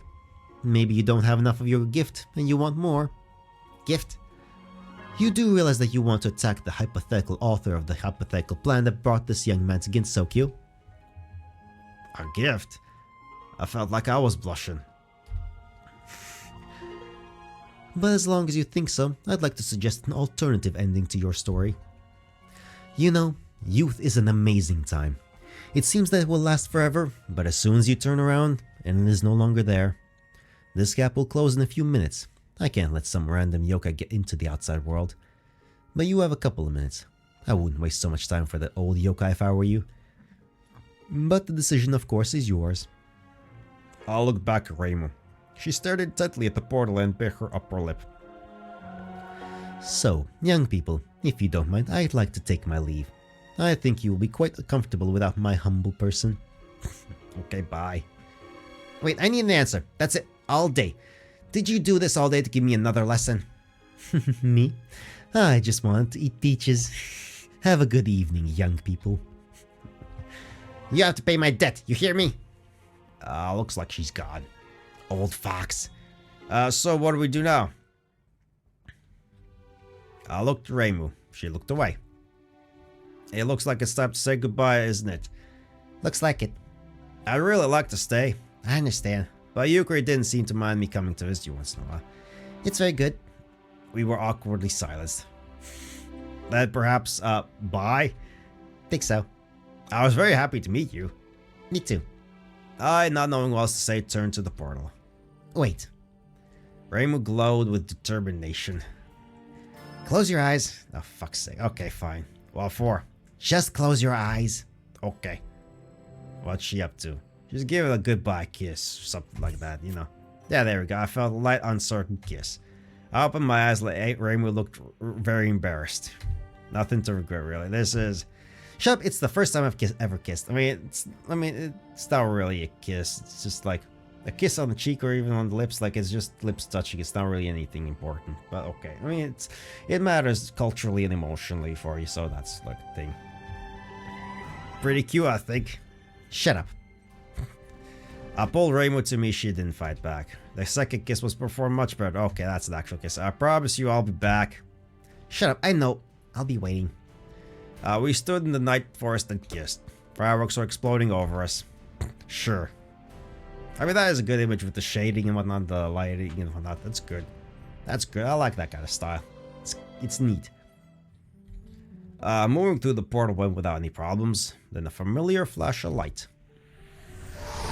Blinding. Fuck. Now we're back here. Hey, Carrie, where you been? We lost ya. The sun, the day, cafe, my friends that were hurrying to me. Same place, same time, our world, the outside world.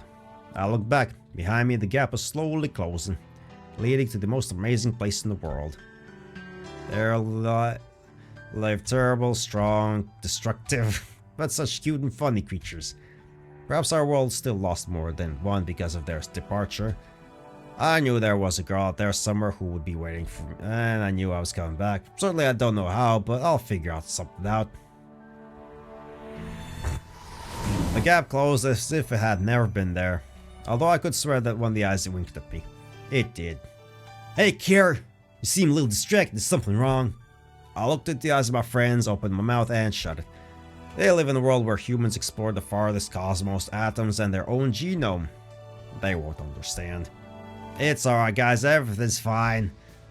Yeah, everything's cool. One night stand.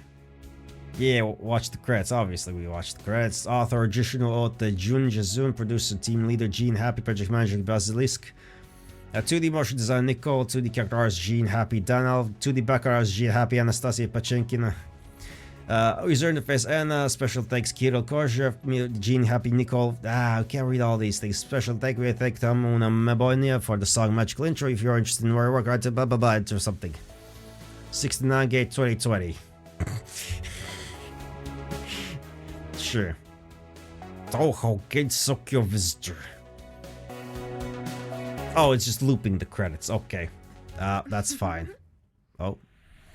Post credits thing. Hello, Yukari. See you later, Carrie. Okay.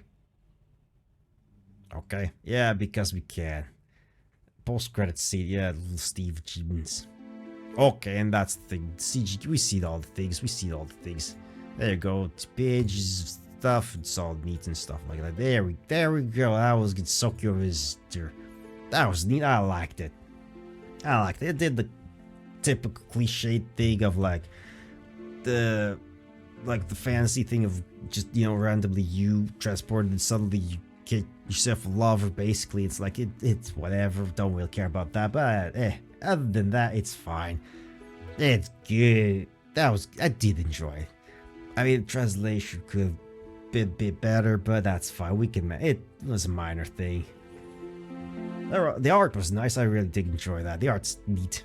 Silly little Cerno. We got some Cerno action here properly this time. Well, a little bit. Who else do we get a lot of? But yeah, silly things. That's lovely. These are in a random order, though. I don't know what order they're in, but whatever. They're probably internal name or something like that. Anyway, yeah, anyway. Anyway, that was Gensokyo Visitor. We learned the things. We did one of the Touhous. We did a Touhou thing. Yeah, I literally, before I started, or in between, I think I'm gonna do some, I think there's an edit point here. I'm pretty sure there is an edit point here. I don't know. I mean, I do know, but I don't know. I learned that Touhou just means Eastern, basically. The Eastern mean Project Touhou. Just mean, or Touhou Project, or whatever. It just means East. or Eastern, or something like that, or yeah, it does. My original plan was that for the super short one that was 2 or 3 things ago, that was 5 or 6 minutes long. I was gonna add an appendix where I read the etymology of the word Touhou, but if it just means Eastern, then that's not very interesting. I was hoping for something more interesting. There probably has a very interesting etymology and history for the word and stuff like that, but I don't really care that much about it now, though. Anyway, it's enough